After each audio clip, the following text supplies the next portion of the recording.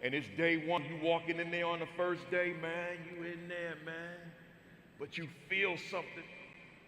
It's right in here, man. And it's screaming. And it's yelling. And it's saying, release me. And it's saying, I am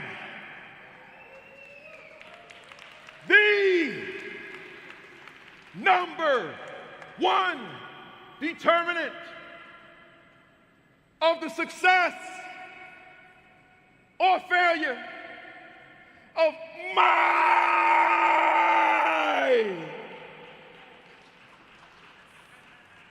students.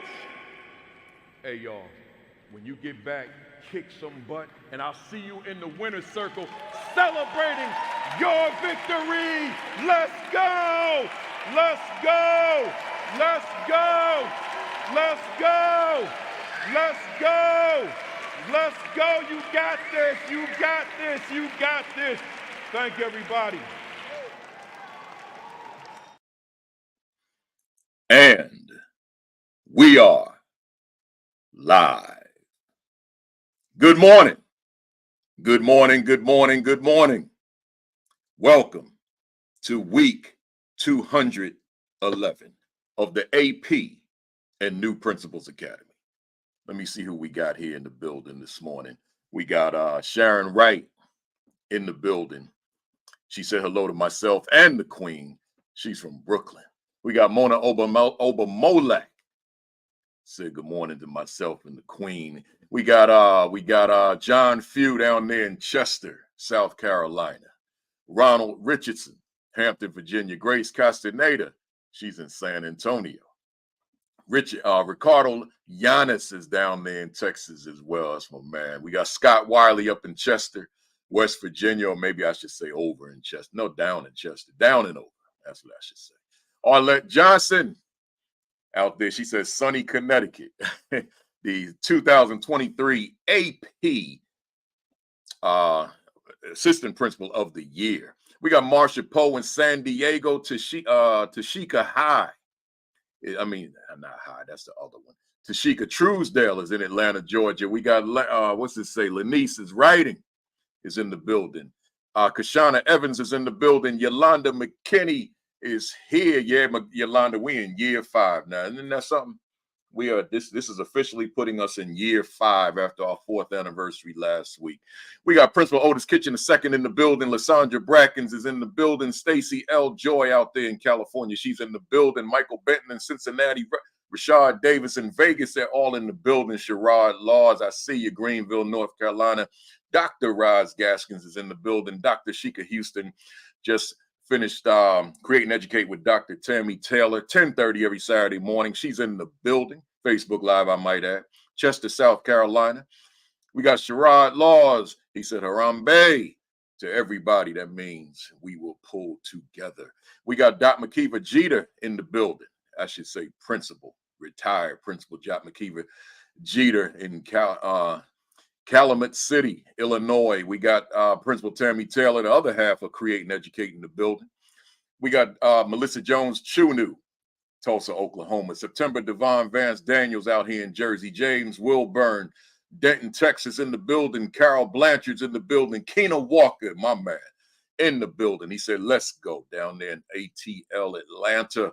We got hey Keena, get your I know I'm talking as if it was just you and me and you, like Kanye would say, but NABC, man, National Alliance of Black School Educators, going to be in Atlanta. Get that proposal in, man.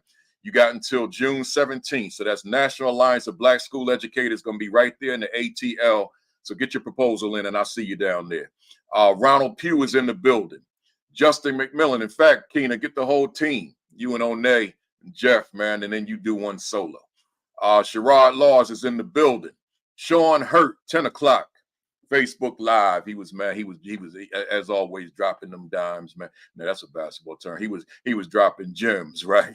Got basketball on my mind. He was dropping gems as always up there in Detroit, Michigan. I got the Queen in the building, the Queen of the castle. Kimberly Braun Kafele is in the building. We got Gian Alessandro out in Tennessee is in the building. We got my man, the good doctor, Vincent Stallings is here. He said, let's go, man. Y'all should look at him on these videos on Instagram. He doing these exercise videos, man. He doing amazing work, man. I'll stick to the treadmill and walk in these streets in Jersey City. He doing all this incredible stuff at 60. What are you now, 61, man? He said, we put my business out there for. Carol Blanchard's in the building. Yolanda Croswell is in the building. And yeah, Keena Walker, Awaken the Genius podcast. Make sure y'all watching that. That's Keena Walker. Go to his page on Facebook.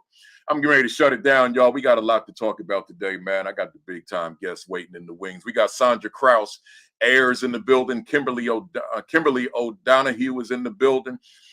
Maya Christmas is in the building. Carol Blanchard's in Jamaica, so we always international. Jacqueline Harriet in Nova Scotia, man. We ain't confined to the United States, man. We global. You got to know that. The AP and New Principals Academy. And I'm gonna close it out with the local homie. I see Edwin Garcia out in Passaic. I gotta call you, Edwin, because I got to get you on here. I will, man. I will. Hold me to it. I will. But I want to close out. I always look for the Jersey homies, man, to close it out. And that's the one I see. I can't. I mean, Jersey's important, but I can't I can't pretend I don't see Dr. Donna Ford, right? I just can't do it. Dr. Donna Ford is in the building. She was one of the guests on here going back a year ago. She was a guest on one of my older platforms that I don't do anymore. But Donna Ford always doing the work, man. That's one of the gurus in this business. In fact, hey, Dr. Ford, Donna, I got you in my notes actually. So just stick around too. I got you in my notes today when I go. So let me. I see Tanya Perry. I can't not go stop and not recognize Tanya Perry, who was just on. But then I can't stop. Man, y'all gonna make me not get to my guest. Ray Ankrum is here, who's now Dr. Ray Ankrum. See, I met Ray when he was just Ray. But now we got Dr. Ray Ankrum, one of the two hands of the 8 black hands. I don't know why y'all don't bring that back. That was my cup of coffee to get my week started. But he said, oh, gee, you're doing it. And it's amazing. Keep shining. You keep shining too, Doc. I'm going to leave this to Doc. Doc's not a Jersey homie, but he a New York homie. So we're going to leave it right there. And let me say formally to everybody now, good morning. Greetings. Welcome to week 211 of the AP and New Principals Academy.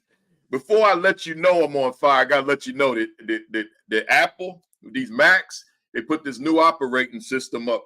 And when I get peak loud, that fire, y'all might have noticed. I noticed it over the past couple of weeks. It mutes me, right? So you don't really hear my fire. So I got to call Apple and ask them, like, yo, you messing up my flow, right? So we're going to call Apple about that. So you going to know what I'm saying, even if I mute, but I'm going to let you know. And then we're going to get rocking that I don't know about you, but I think you know as to why you tuned in and why you consistently have tuned in over the past 211 consecutive Saturday mornings. But if you don't know, let me let you know that y'all hear that? On! Y'all feel that? Fire! Woo! I don't know if y'all heard that fire, man, because like I said, that new operating system, it been muting my fire, man. I don't understand that. So we're gonna find that out. I'm gonna call Mac. I keep saying it to myself every week, and I never do it. But let me get through my rundown because I got the big time guest waiting, man. I asked her, I said, you got 2 hours in you? She said, I got it. I said, all right. So y'all, and I mean, so I try to do 90 minutes, but I found that to be an impossibility. Right. So like one of my guests recently, we went up to 2.5 hours. Right. But it's free. I mean, who's complaining? Right. And if you are complaining about free PD, and I might tell you, I just told my son, I looked up on YouTube. What are the top school leaders? I looked up on the internet. What are the top school leadership channels on YouTube? And this platform kept coming up on all these different lists. Then I said, what are the top leadership platforms on YouTube? This platform kept coming up. So apparently people are watching, right? So let's go. Shout out to Central Hicks. That's one of the fam, y'all. When you someone who tunes in or watches the video, we call you fam. And Central Hicks been with us like going way back. I don't know if he was with us at week 1 or not, but he's been with us for a long time. Central Hicks is now the new principal. This is first principalship, principal of Manor Middle School in Killeen, Texas. So congratulations to Central Hicks. Hey, y'all, fam, and even folks who are not yet fam, give them some emojis in the thread. Oh, I see him. Y'all already got ahead of me. Give him some emojis in the thread, man. He said to me, he wrote me, he said, man, that AP, New Principals Academy, yes, sir. Them interview videos I made, yes, sir. I said, yes, sir, back at him. Right, but he ain't the only praise report person I got. Ronald Pugh, new principal at Trinity High School in HEB ISD in Texas. HEB means it's a district that's spread over a lot of towns, right? That's the Central Hicks right there in the thread. Good job, sir. And we're going to be, we all got your back throughout the course of this new year you got coming up. But Principal Ronald Pugh, that's another family member. He was already a principal, but he went to another location. I think he went back home. And he's principal at Trinity High School in HEB ISD, Texas. And just for me, real quick, y'all know I'm writing a book. I took the entire month of May off. I only took one engagement in Houston this week coming up because they got Shannon Sharp on the program, right? So I said I'm gonna be out there, man. Maybe I can have a word with him, right? So I'll be in Houston on Friday. Other than that, all I'm doing is writing this book. What is my value to the teachers that I supervise instructionally? I started on April 29th. So that means today is the 13th day. I did write this morning. I've done 27,000 words already, y'all. Can y'all believe that? I've written 27,000 words in 13 days. That means I've been spending a lot of time writing, right? In addition to just trying to take it down. And that's including the trip to North Carolina, to Charlotte earlier this week to see my daughter. So I'm getting it done. If that can be a word of inspiration to anybody out there, let it be. 27,000 words in 13 days. That means by the time I see you next week, I'll probably be at about 40,000 words, right? Welcome to the first timers. If this is in fact your first time, that means you've missed 210 sessions.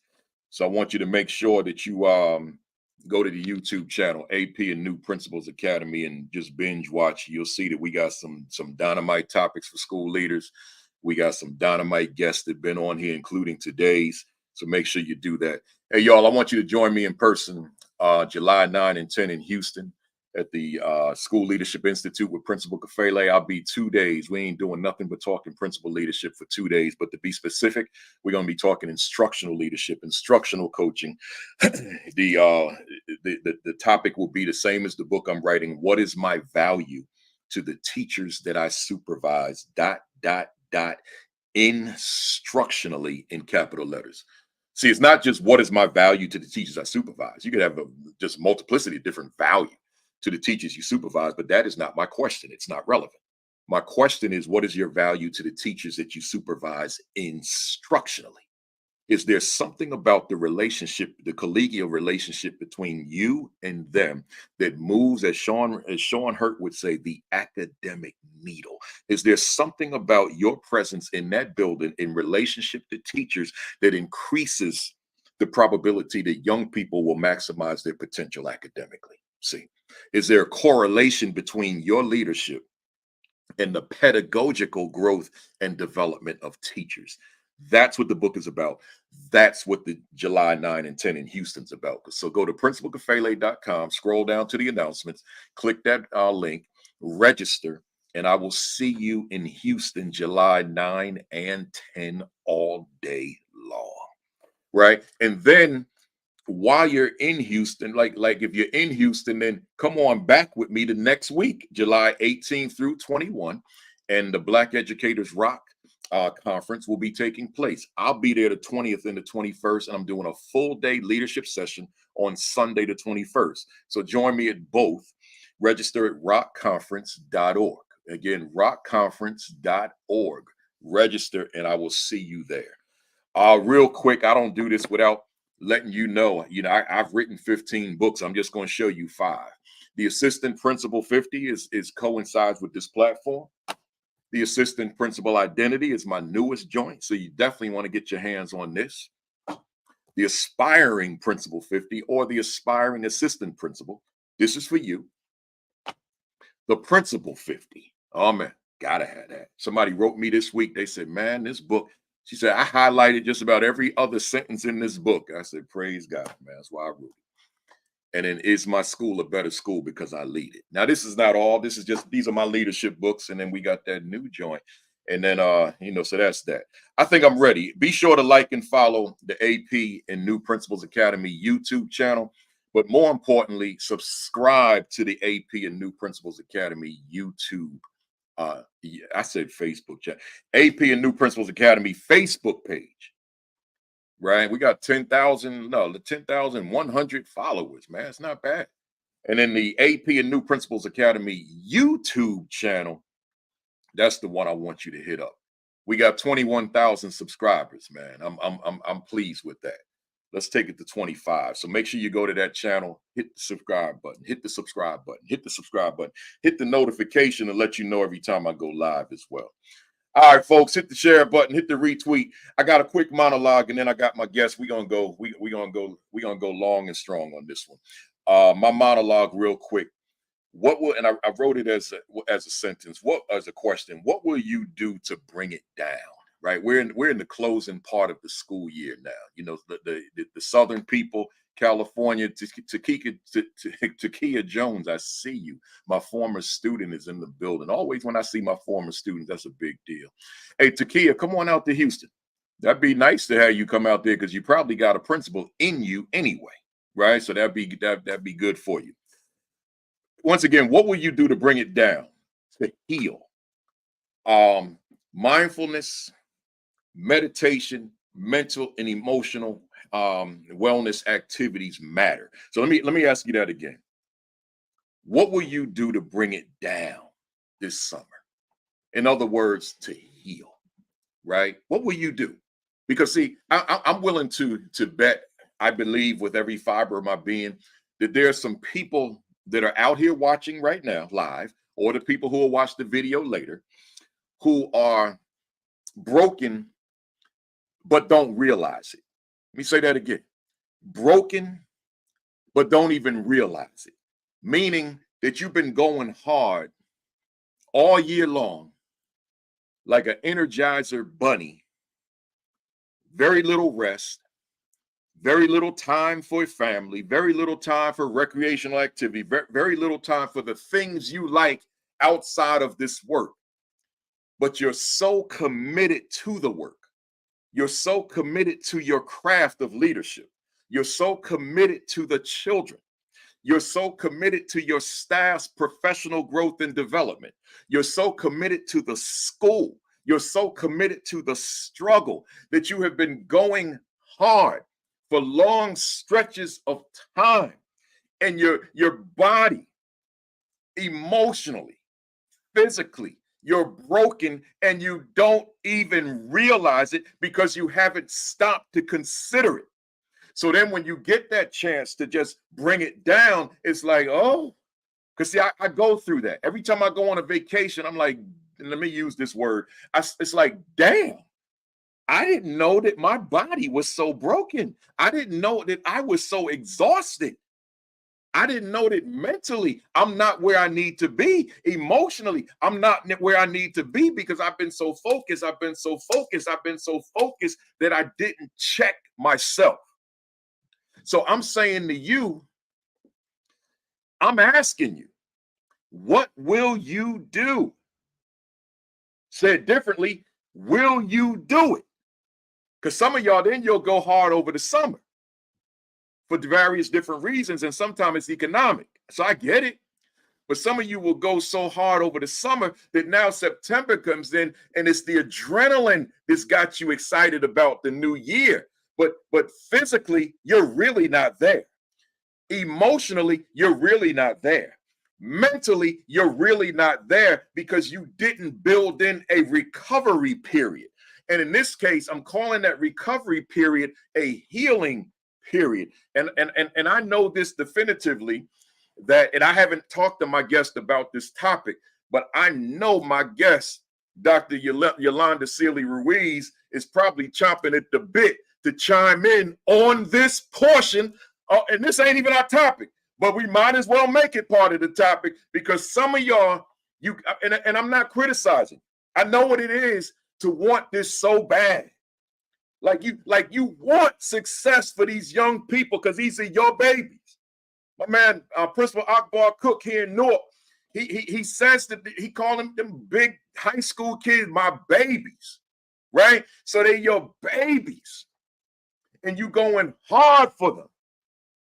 But you gotta flip that mirror this way onto yourself, and you gotta ask yourself, but what am I doing for myself? I'm doing for others, right? And you may even be not only doing for the school, but you doing for your parents, you doing for some other relatives, you doing for some other friends, you doing for people that you don't even know. You know, like when you get them Facebook requests on the inbox that people need your help, and you don't even know them except for online, but then you helping them as well. If that's not you, trust me, it's me, right? So you helping so many people, and you don't even realize you broken. You need healing. And let's keep it real. What happens to those people oftentimes? We go to their viewing and their funeral, their homegoing service. That's what happens to them. If I could keep it real. Y'all don't mind me keeping it real on that, do you? That's what happens to them folks. And so then at the funeral, you know, everybody gets up and gives their testimony about them. Man, he went hard for them kids, man. Oh man, and nothing like her. She was all that, right? But he could still be here. She could still be here if they had built in that healing process. That's all I got to say, y'all, because I'm gonna turn this over to my guest, because I know she could say it a lot more eloquently than I can, right? So we're gonna bring her up here right now. Right now, let me just adjust this screen real quick, and then we're going to get her right up here, right up here. Let me just adjust this screen. Here we go, here we go, here we go. Yeah, she know. She like, we ain't even got to go into the topic today. Listen, I'm first trying to heal from these allergies. That's the first thing I want to say. And then I want to say, listen, Apple, fix that fire alarm. I know. So that when you say what you got to say, everybody hears it. Brother, good morning. Good morning, good afternoon, wherever everyone's from. What an honor. Oh, man. I'm gonna let them, you know, I know that most of the people in here already know who you are, but those JT Taylor say Yoli, right? Hey, But I'm gonna let everybody that doesn't know who's in the building. So hey y'all, let me tell you something. Matter of fact, I'm gonna tell you after I tell you. How's that? I'm gonna read this bio. It says Yolanda Sealey-Ruiz, PhD, is a professor of English education at Teachers College, Columbia University. Her research has appeared in several top-tier academic journals.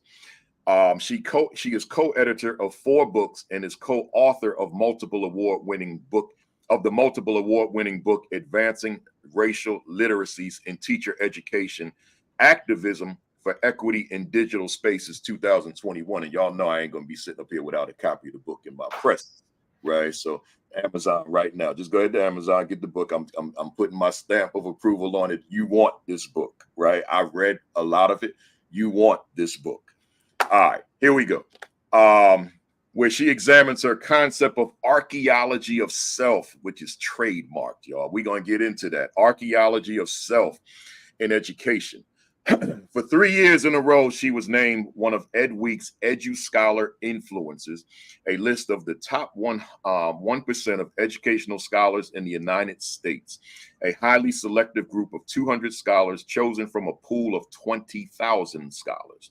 At Teachers College, she is founder of the Racial Literacy Project, at Teachers College, and the Racial Literacy Roundtable Series, where for 14 years, national scholars, teachers, and students facilitate conversations around race and other issues involving diversity. Yolanda appeared in Spike Lee's Two Fists Up, We Gonna Be All Right, 2016, a documentary about the Black Lives Matter movement and the campus protests at Mizzou, and Defining Us, Children at the Crossroads of Change, a documentary about supporting and educating the nation's Black and Latinx males, youth. And the forthcoming Black Girls, a documentary about Black girls and women in society. The film will be released in 2024.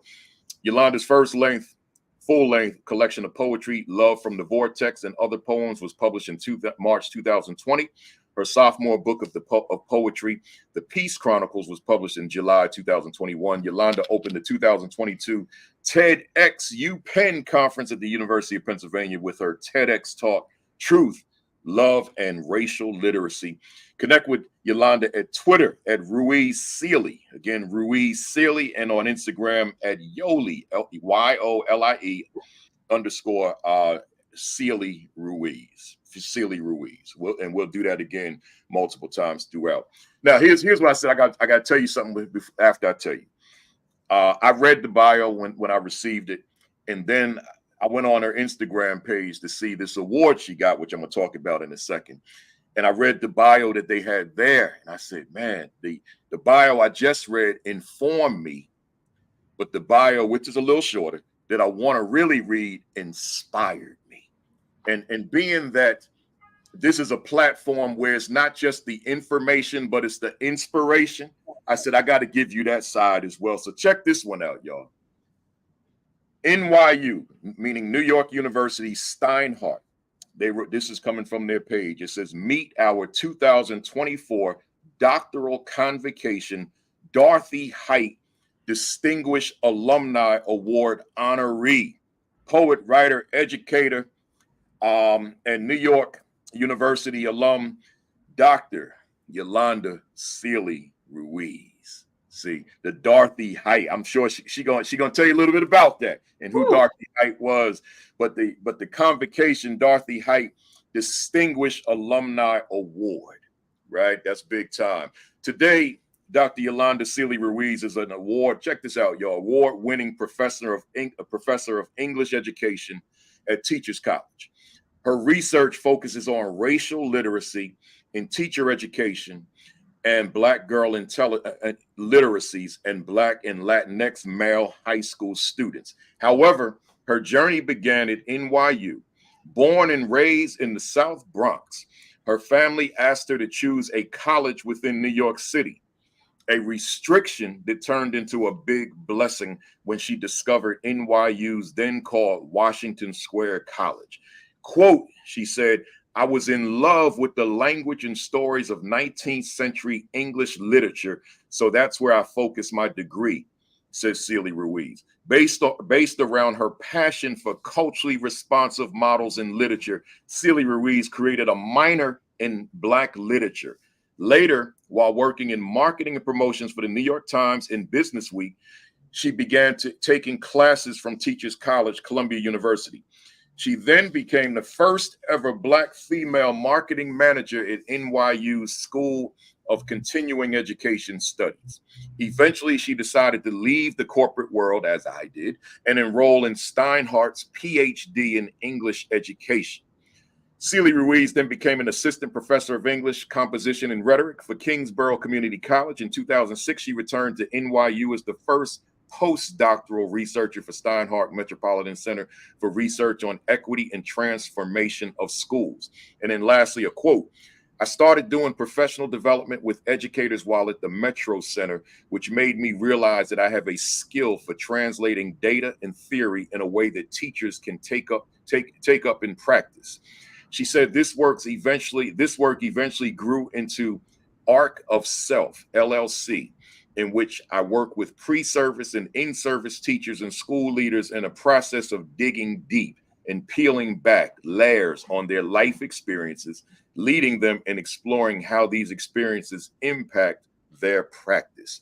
So again, that bio inspired me, right? And I had to share that with you all, as opposed to just the the bio, which is probably the keynote bio, you know, the information, that type of I wanted the personal bio, right? So hey fam out there, hit that share button for me, retweet, repost, call someone, text someone, tag someone, hit them Facebook leadership groups, let them know we are here. All the preliminaries are out of the way. We getting ready to get down. You know, going back and what let me I'm gonna call, you know, all my doctor guests, I call them doctor just to use that as just more inspiration for people on there who are working on their doctorate or contemplating their doctorate. I want them to hear doctor, to say, all right, I got to get off my butt so I can get this doctorate done, right? So don't mind me for being so, you know, so professional with calling you Dr. Sealey-Ruiz. There's a method. Yoli, can you at least call me Dr. Yoli? All right, Dr. Yoli. There's a method to my madness, right? So here we go. Hey, Doc, you in terms of that first bio you submitted to me, you packed a ton, a whole lot into a very small space, right? So what I want to ask you, as an educator, who is Dr. and I want to use the formal name just on this question. Who is Dr. Yolanda Sealey-Ruiz as an educator? Wow. Thank you. And brother, may I just say thank you for, and this is some deep service that you do. I appreciate it. And it's service from the heart. It's service that is intended to change the world.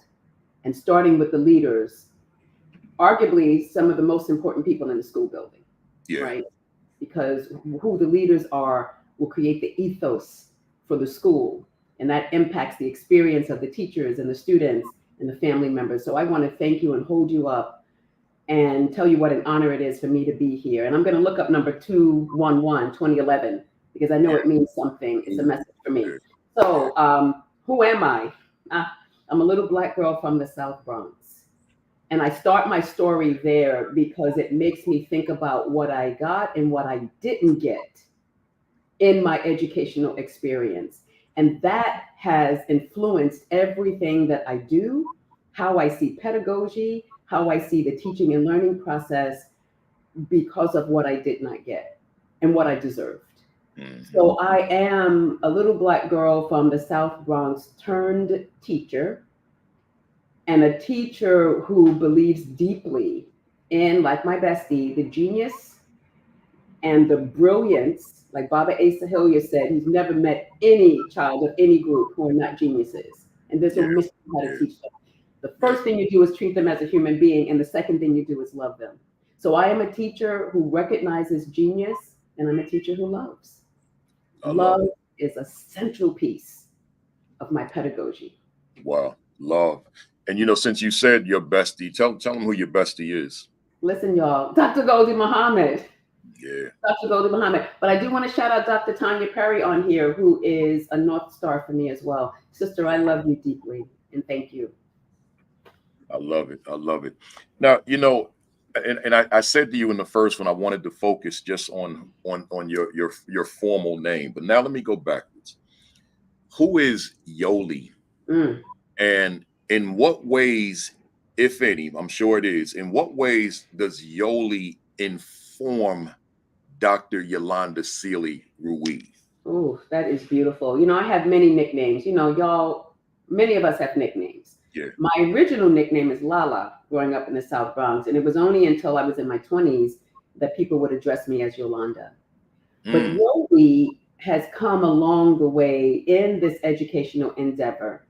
And what it represents is me trying to break down the hierarchy that's in the academy and to bring more humanity, right? To not dismiss those of us, we get our masters or BAs or PhDs. Those are important milestones, but we sometimes hide behind that as a wall, right? We put ourselves at a particular level to keep other people separate. I reject all of that. And so calling me Yoli, calling me Dr. Yoli, I don't feel like it's dismissing the achievements I've made. God knows what I've done. And the world will hopefully know what I've done through my actions. But I'm trying to get folks to say, listen, we are the same. We might have different experiences, but if you are along this equity journey with me, don't put me up here. Just come along and do the work alongside me. So that's how Yoli represents or informs the Dr. Yolanda Sealey-Ruiz. You know, I want to stay here. You know, people that know my work, Doc, they know that I make this distinction between Baruti Kafele and Principal Kafele. Mm-hmm.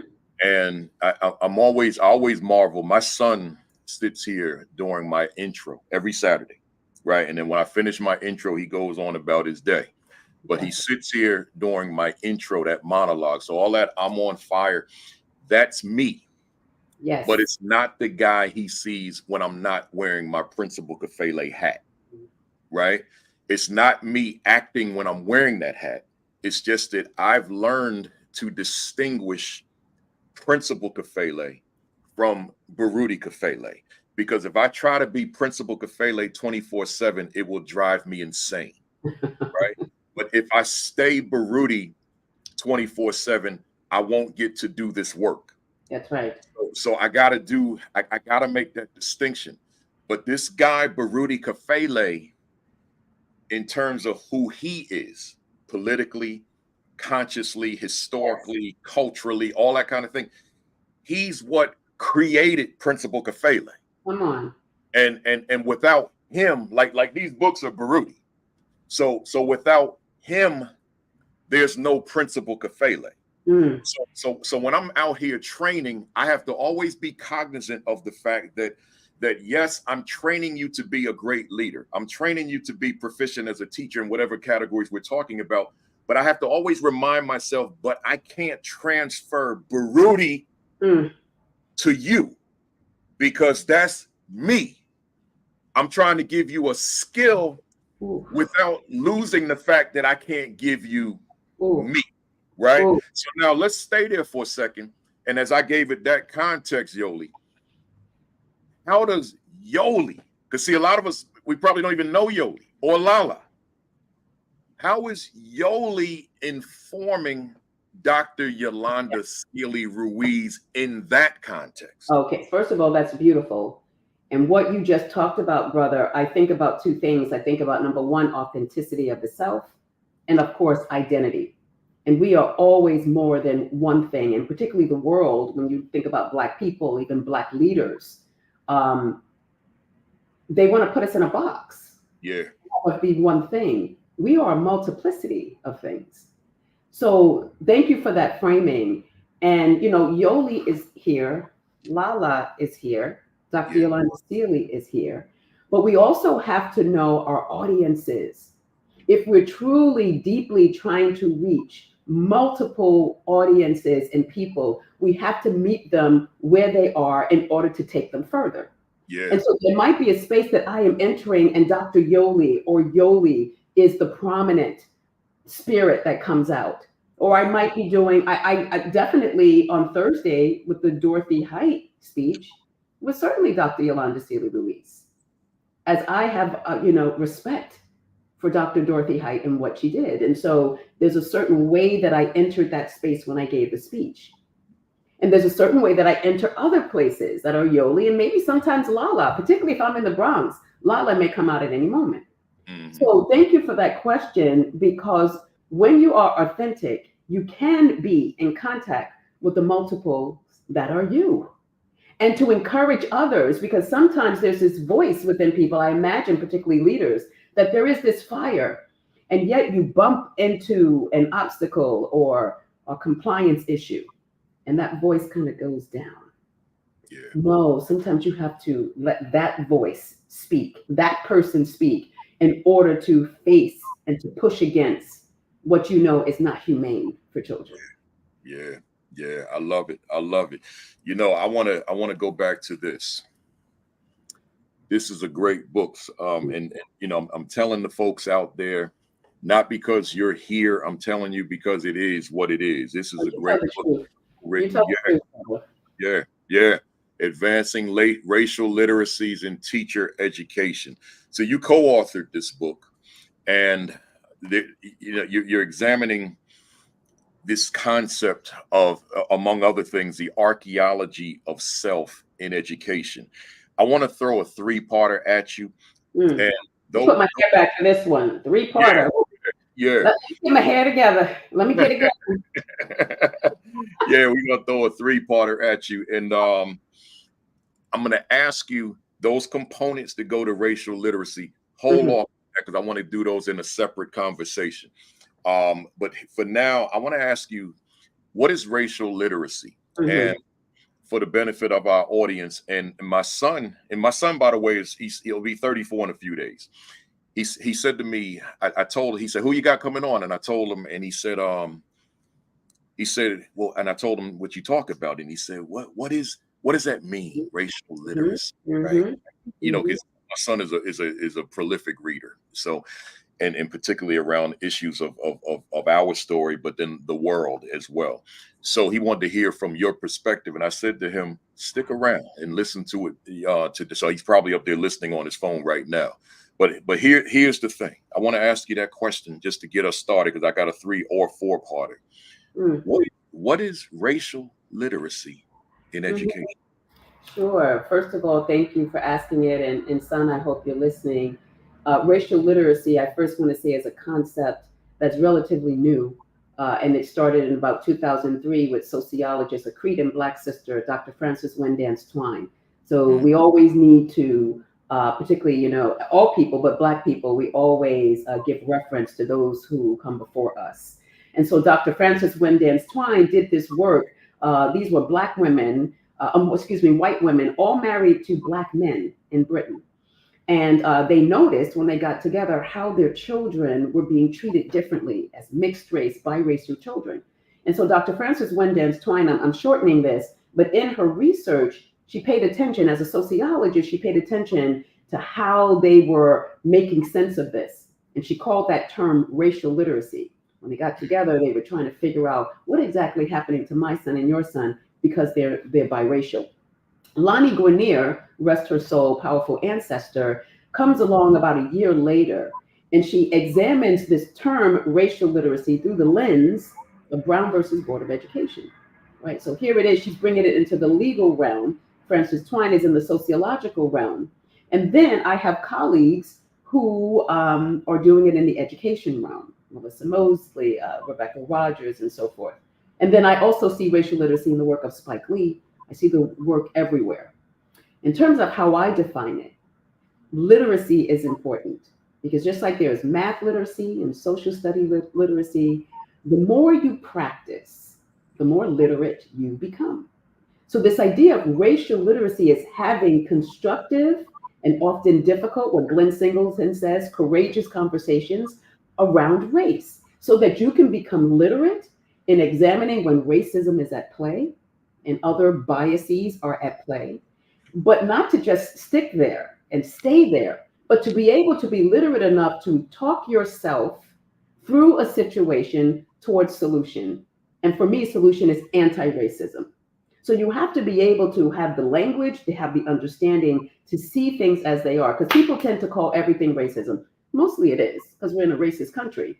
But you have to be able to have the language so that you can examine it, you can talk about it, and then you can figure out what is the anti-racist practice that needs to be put in place to push against this act of racism. So it's about being literate in language. Certainly there's theory, but for me, most importantly, in action. So yes, racial literacy is a theory, but it is also a practice of discussing and a practice of making change. A practice around a language that we can express it. Developing the language, having the language to be able to talk through exactly what you see. When something happens in a school with a teacher or a child, don't just say, oh, that was racist, but what part of it? Where is the genesis of it? You know, Beverly Daniel Tatum said racism is all over. It's like the air we breathe. It's in the clouds. And when it's so nebulous, you cannot get down to the details. If you can't get down to the details, it's like going to the doctor. Yeah. You go to the doctor, you say something's wrong with me. Well, the doctors want to know the symptoms. What are you feeling? What are you experiencing? So that they can give the specific prescription. We have to be able to be literate about specifically what about this is racist. so that when we have policies, or even better, practices, right, that lead to policies, that can become anti-racist. So it's very important to be literate and be able to talk about it. And let me just say this, we don't talk about it. Yeah. We often become very tense, and it pauses, right? You're Black, you're white, you're Asian, you don't understand my condition, you don't understand the situation.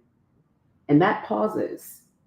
As much as we want to, as much as we know racism dictates a lot of what our experiences are, we don't have the language to talk about it. We have the emotion, but we don't have the language.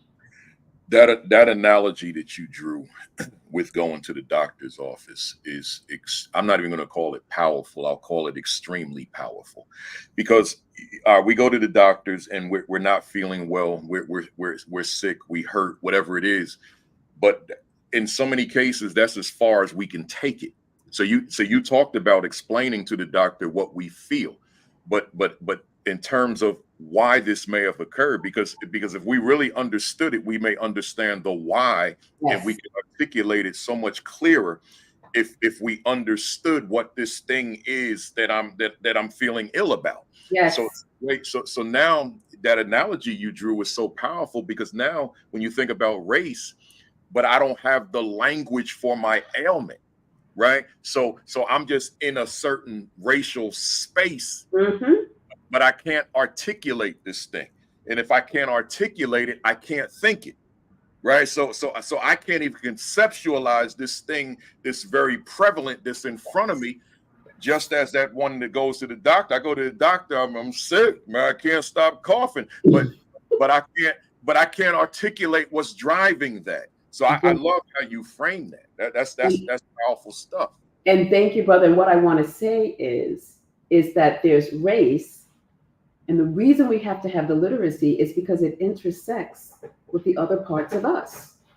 There's race, but as a Black woman, I am going to experience likely racism different than a Black man, yeah, or an Asian woman.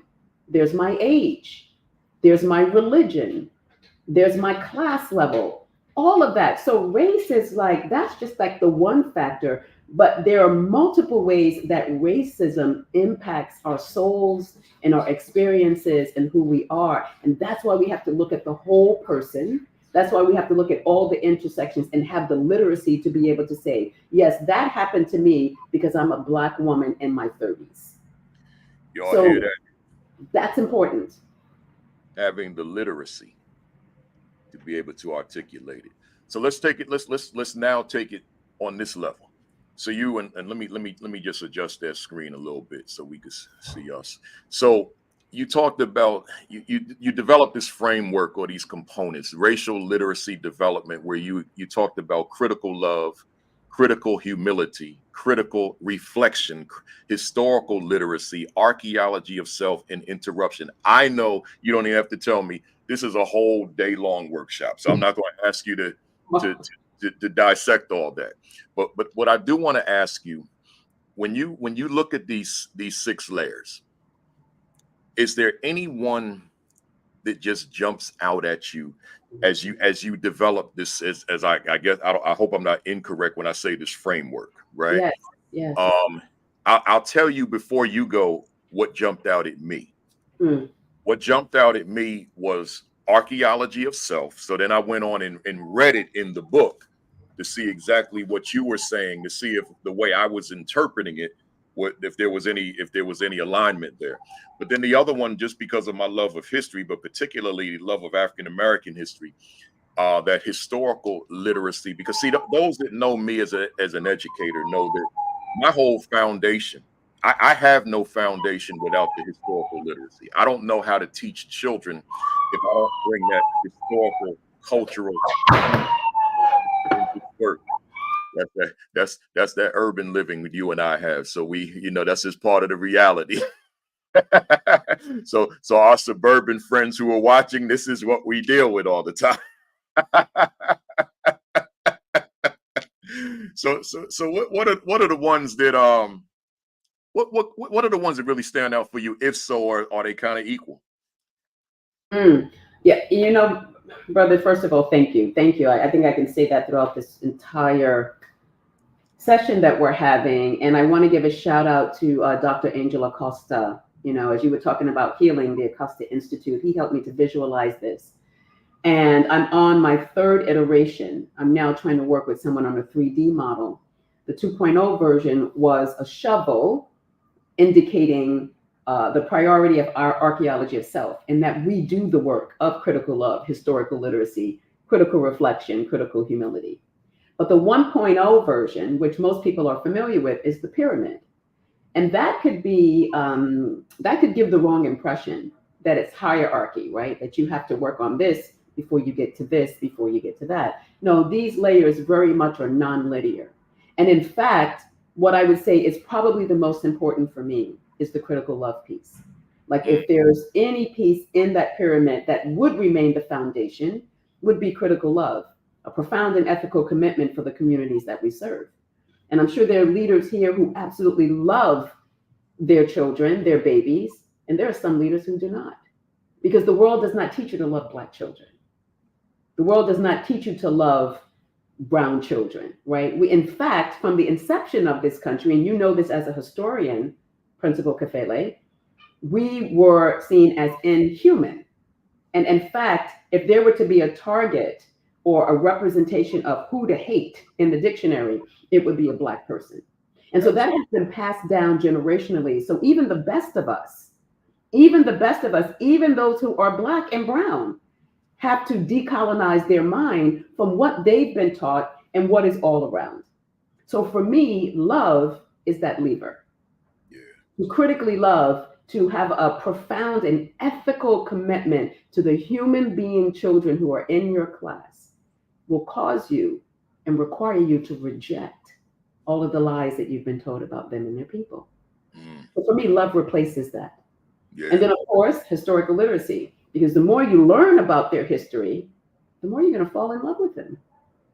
I mean, I tell teachers all the time and leaders, you know, if you knew the impact that Black people had on your everyday life, we would not even be talking through this computer without Philip Ngwale.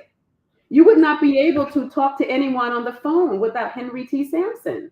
That's right. You wouldn't be able to have food hold in your refrigerator, right? Without the inventors of the traffic light, of the refrigerator. My goodness, George Washington Carver, 400+ ways of eating the peanut. So that just scratches the surface. But if you understood history, and not the history that has been whitewashed and polluted, that's passed down to our children, including us, because we got the same history.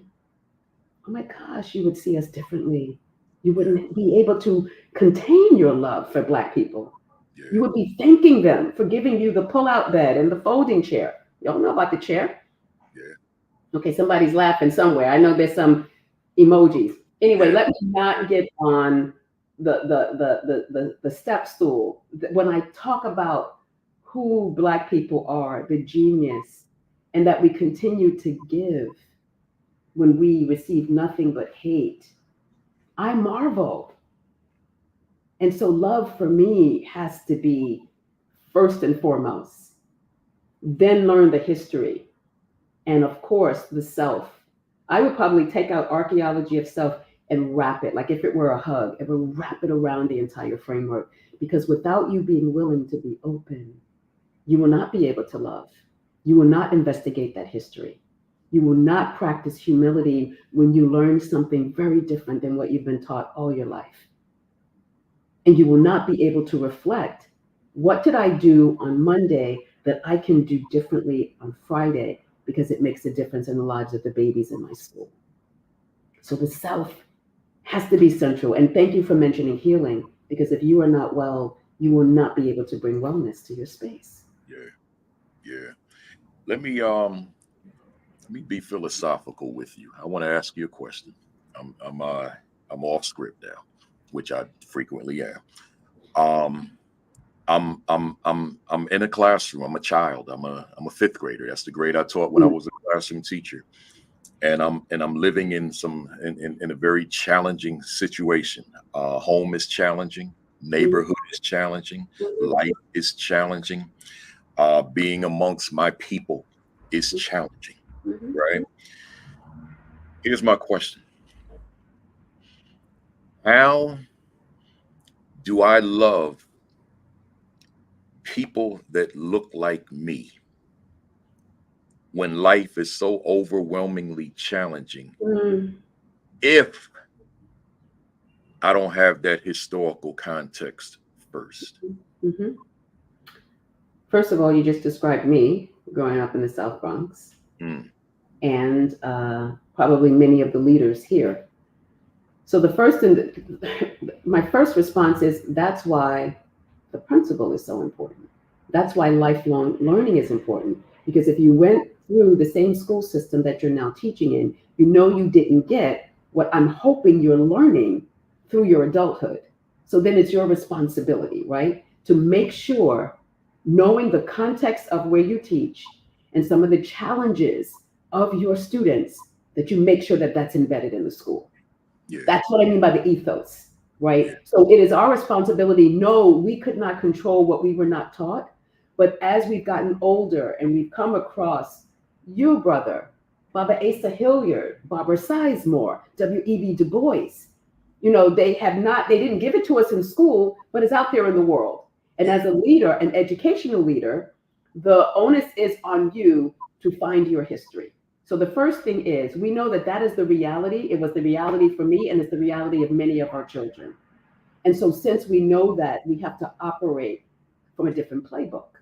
yeah, And that playbook has to have historical literacy. So whether we're doing historical literacy clubs, whether you're saying that across the curriculum, there's going to be a piece. So if it's mathematics, your math teachers should be teaching about the history of Egyptians and Black folk who have created math. If it's the arts, my goodness, that could be clubs and classrooms for days, from Elaine Locke to Langston Hughes. I mean, the Harlem Renaissance is just one piece. If it's social studies, my goodness, in so many ways, we are social studies, yeah, right? So many ways. Every topic you bring up that fifth graders have to sit with, I guarantee you that there's a historical literacy piece that should be and can be inserted as a complementary part of the curriculum. That is what Goldie Muhammad is talking about, right? And if I can give a plug for a book, because I'm at my desk, Sister Tanya Perry, I know you interviewed her last. yeah. She and her colleagues wrote the book That's the book right that there. I should have written, right? They're teaching me about my model. But what's so powerful in here are teachers and leaders that take that model in a classroom setting. What does it look like? Listen, Principal Kafele and leaders, we know what's missing. We know what we didn't get. And we know why it's not still there. As a leader, you have an opportunity in this short time of your life to do something different. I wanna stay off script, right where we are. Um, and this is me putting out a little secret. Maybe I shouldn't, but I'm gonna take a chance on this one. Um, a lot of places I go, the meeting after the meeting. So I'll go and speak at a place, and maybe my topic is dealing with equity, particularly around race and that type of thing. Often, frequently it is, but a lot of what I say, I'll have educators come up to me, particularly African American or Black educators, I should say, and they'll say to me, Principal Kafele, I love everything you said. Or I feel the energy of someone watching right now live, and they're saying, I'm rocking with you, Yoli. I'm rocking with you. I'm with you. Yes. I'm watching on Saturday. I tune in on Saturday because I need this on Saturday because it gives me the energy I need to go back into that oppressive place. Yes. However, now the reality sets in on Monday morning or Sunday afternoon when I'm starting to think about it. And now ultimately Monday, I got to go back. And Principal Kafele, man, that conversation you had with Dr. Yolanda Sealey-Ruiz, I'm with it. I want to live that, but I can't. I love listening. It was good for my soul. but I can't be that in the system I work in, or I will be on the outside looking in. In fact, let me just bring what I had back on the screen. So I know historical literacy matters. Person saying, but how do I, as leader, infuse that into these teachers? I'm not the teacher anymore. I'm the leader. How do I infuse that into my staff, whom I know are going to resist it? Because and even though this question's for you, Doc, let me just say this. I'm gonna say what I just said about 10 minutes ago, because I can't. This is me now. I can't do this work without that historical cultural component. I can't teach math without the historical cultural component. I can't teach science. I can't teach language arts. I can't teach social studies. I can't teach nothing if it's not culturally relevant to the youngsters that I'm teaching with that historical foundation. They made me the teacher of the year for East Orange, New Jersey, Essex County, New Jersey, finalist New Jersey State Teacher of the Year. But it's because that was my foundation for everything I did in that classroom. So let me this soapbox now and ask you the question: what do you say to that leader or teacher? Because the teacher's watching too. What do you say to that person who's with us but can't be us? So, brother, thank you for what you've done. And yeah, I can see you being like teacher of the year, like for a decade or more. Here's the thing, y'all. Are we really surprised at the high stakes obstacles? We seem to be surprised that the system would not have such high stakes obstacles to try to have us bend to fear and lose our jobs. Yeah. So historical literacy is key, because guess what? They also told Black people you can't be free. They told us you can't read. How many things, and this is when we know history, and not just know history, but be inspired by history. Think about the Underground Railroad. And this is Harriet Tubman basically saying, listen, do you want to be free or do you want to be free? Do we want our kids to have liberation or do we want our kids to have liberation? They had dogs, they had clans coming after them. And some people might say, oh, it's hyperbole. No, human beings lived through that so that we can be here. And for those of you who are not Black or not brown and you're teaching Black and brown children, you have to have that same heart of liberation for them. So the bottom line is, it's not going to be easy. First of all, I don't think that I could ever be a principal, because I know having seen principals and who are successful, it requires a deep type of dedication and commitment, and you have to be willing to go against the rules. You have to. That is the only way that you will make change. And I will say this, even before I was tenured at Teachers College, anyone who knows me, I did this work. I could not operate out of fear. And people were telling me, why are you talking about race? Why are you still teaching high school? You should just be writing, publish or perish. I have to live with myself. I owe my ancestors, I owe my child, my own daughter, an example of what it means to fight for liberation, which is the root of education, bringing from darkness to light. I take that really seriously. So of course, you are going to face obstacles. They're going to threaten your job. They're going to talk about you. My question to you is, why are you doing this really? And you can't just say, because I've always wanted to be a leader, I think I'm a good leader. This is beyond principalship. We are talking about liberation. We are talking about freeing people and also freeing yourself, because you are not free either. If you're steady of compliance only, and you know children are suffering under curriculum that does not recognize who they are, and you don't at least try to bring in Goldie Muhammad, at least try to have all the teachers use Cultivating Genius. And those who don't get it, some of them have to leave. We have to go back to, I think, kind of a grassroots, almost an Underground Railroad type of thinking if we're going to change education. Because what we've been doing since Brown is really not working for the masses. We need a different playbook. And there will always be obstacles. You will always be threatened. I was, as an assistant professor, as a teacher, let's talk real stuff now here. Yeah. These are lives that we're talking about. This is changing a generation. We can't do it with the same things we've been doing, and we can't buckle under fear. Yeah. And I don't mean to be disrespectful of anyone's position. I know you have to feed your children, you have a mortgage, all of that, and that's what gets us. The golden handcuffs is what gets us. You know, I say to folks often, even on this platform, that I was suspended as a principal 20 years ago. And hear me somebody, I wear that suspension on my sleeve because I can always look in the mirror and say, I fought, I stood up for what I believed in when my job was on the line. I'm not, as I say on this platform all the time when I bring this up, I'm not sitting here recklessly advocating for somebody to be an imitation of me. Mm-mm. That was me. But see, you can't see all these titles, but these books are in my soul. So I couldn't read all this over the years and over there and down in the basement and over here. They're all over the place. I couldn't read all that and then behave otherwise. If I'm going to read these freedom fighters, this history, then I've got to act that out in reality. So again, I'm not asking somebody to put their job on the line, their career on the line, to sacrifice their family. I'm not saying that.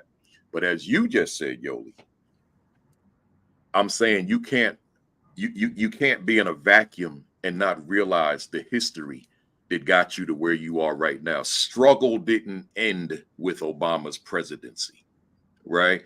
The struggle continues, right? Nelson Mandela said it best: the struggle is my life, right? So, and he said that while he was in prison for 27 years, right? So I'm just giving you that context, folks. Keep that in mind. Brother, can I say something? You made me think about something. I wonder if the title of principal were different, if it would inspire people to do differently, right? I'm just talking out loud. If the title were freedom fighter, or if the title were, I don't know, uplifter. I'm just like I like to play with words because I think sometimes the restriction, going back to language, is in the things we call ourselves. And with those things we call ourselves, with those titles, often come policies and compliance rules and so forth. And I think again about our ancestors. I think again about Underground Railroad and so forth. It was just about liberation. It was just about freedom. Yeah. And people didn't get caught up. I mean, Harriet was definitely, she had the gun. She's like, I'll shoot you or you can go back. Right. She was clear about that it was going to be freedom or death. Yeah. And that really is what's at stake in our schools. I mean, back in 1969, David Tiak, white educator, he called it educational genocide. He said, what's happening in schools to Black and brown children is educational genocide. The killing off of dreams, the killing off of their future.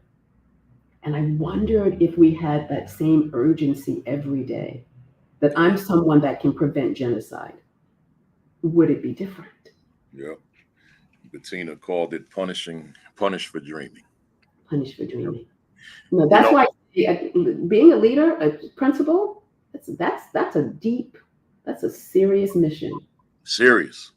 And some folks think they want it, realize it's not for them. It's not for everybody.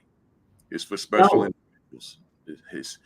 You got to determine if that's not thinking that they can do it. If they can just let me go through this 6-week academy or this 10-week academy. Even if you get a PhD in leadership, yes, you have the credentials on the paper, but where's your heart? Where's your personal mission? Not everyone can do this position. No. You know, real quick, Dana D, I appreciate that. Dana D reminded me to tell you all out there, hit them like buttons, man. See, we gotta play with these algorithms, man. Algorithms are ruling the world, right? And I see it. You know, you buy something, You know, I innocently buy a T-shirt from a company the other day, and now all these T-shirts are popping up all over the place on the internet, on page, on sites that I visit. You know, I bought some running sneakers, and now all, you know, so hit the like button, especially those of you on YouTube right now. Hit that like button. I'm gonna say it again. Hit that like, even if you hate it, like it anyway. You're here watching, right? So hit the like button, hit the like button, hit the like button, man. Everything is algorithms. That's what it is. That's the world we live in now. And as you mentioned algorithms, brother, can I bring up, first of all, Dana, Yeah. thank you for doing that. Gene Noble's work, Algorithms of Oppression. Please pick that book up. Oh, wow. And Say that again, please. Say that title again. Yes, Gene Noble. And of course, anything written by Ruha Benjamin, Dr. Ruha Benjamin, but particularly her book, Viral Justice. That's her latest book.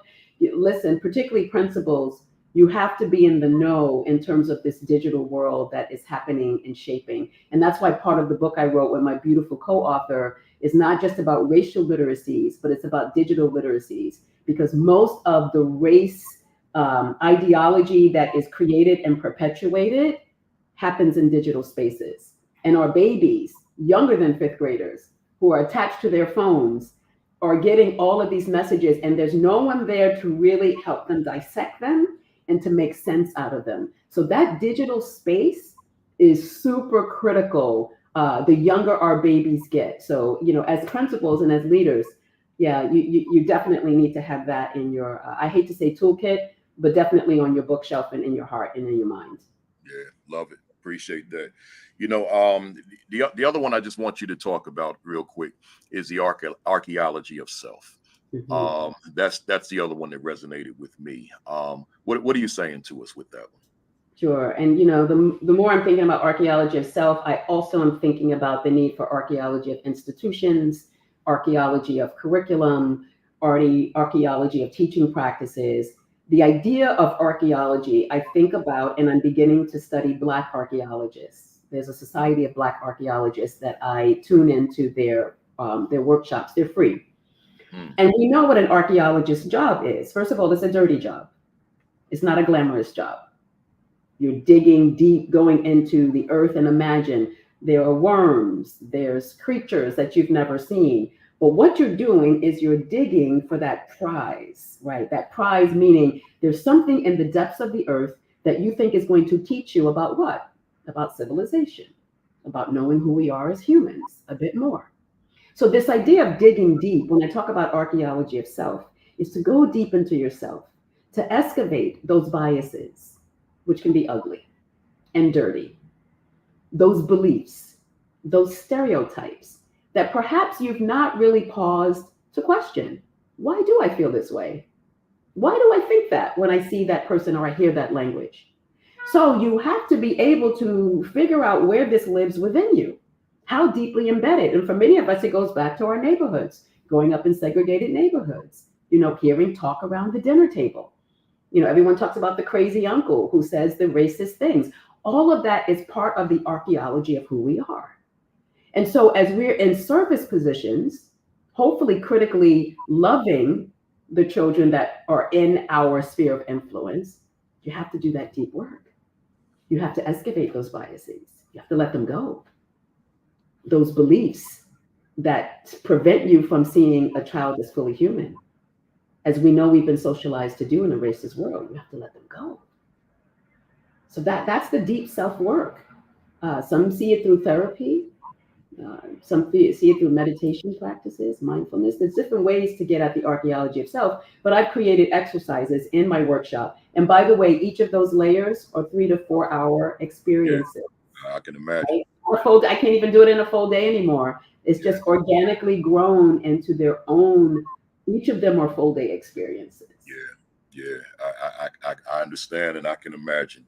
You know, Yesenia Rodriguez, who's also from the Bronx, she said this conversation is literally bringing me to tears.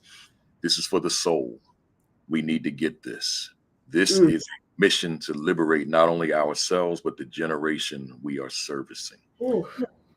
Hermana Yesenia Rodriguez. Thank you. Yeah, good stuff. Let's go. You know, I want to talk about Ed Week, and then I want to get into your those talking points you sent me. But for 3 years in a row, you were named one of the Ed Week Edu Scholar influencers. That's a powerful thing. That list of the top 1% of educational scholars in the United States, and a highly selective group of 200 scholars out of over 20,000, a pool of 20,000. And just, you know, on a personal level, you know, this platform, you know, I just feel blessed. I keep up with that list, and to know that you're here. Dr. Donna Ford, who was always on that list, was here.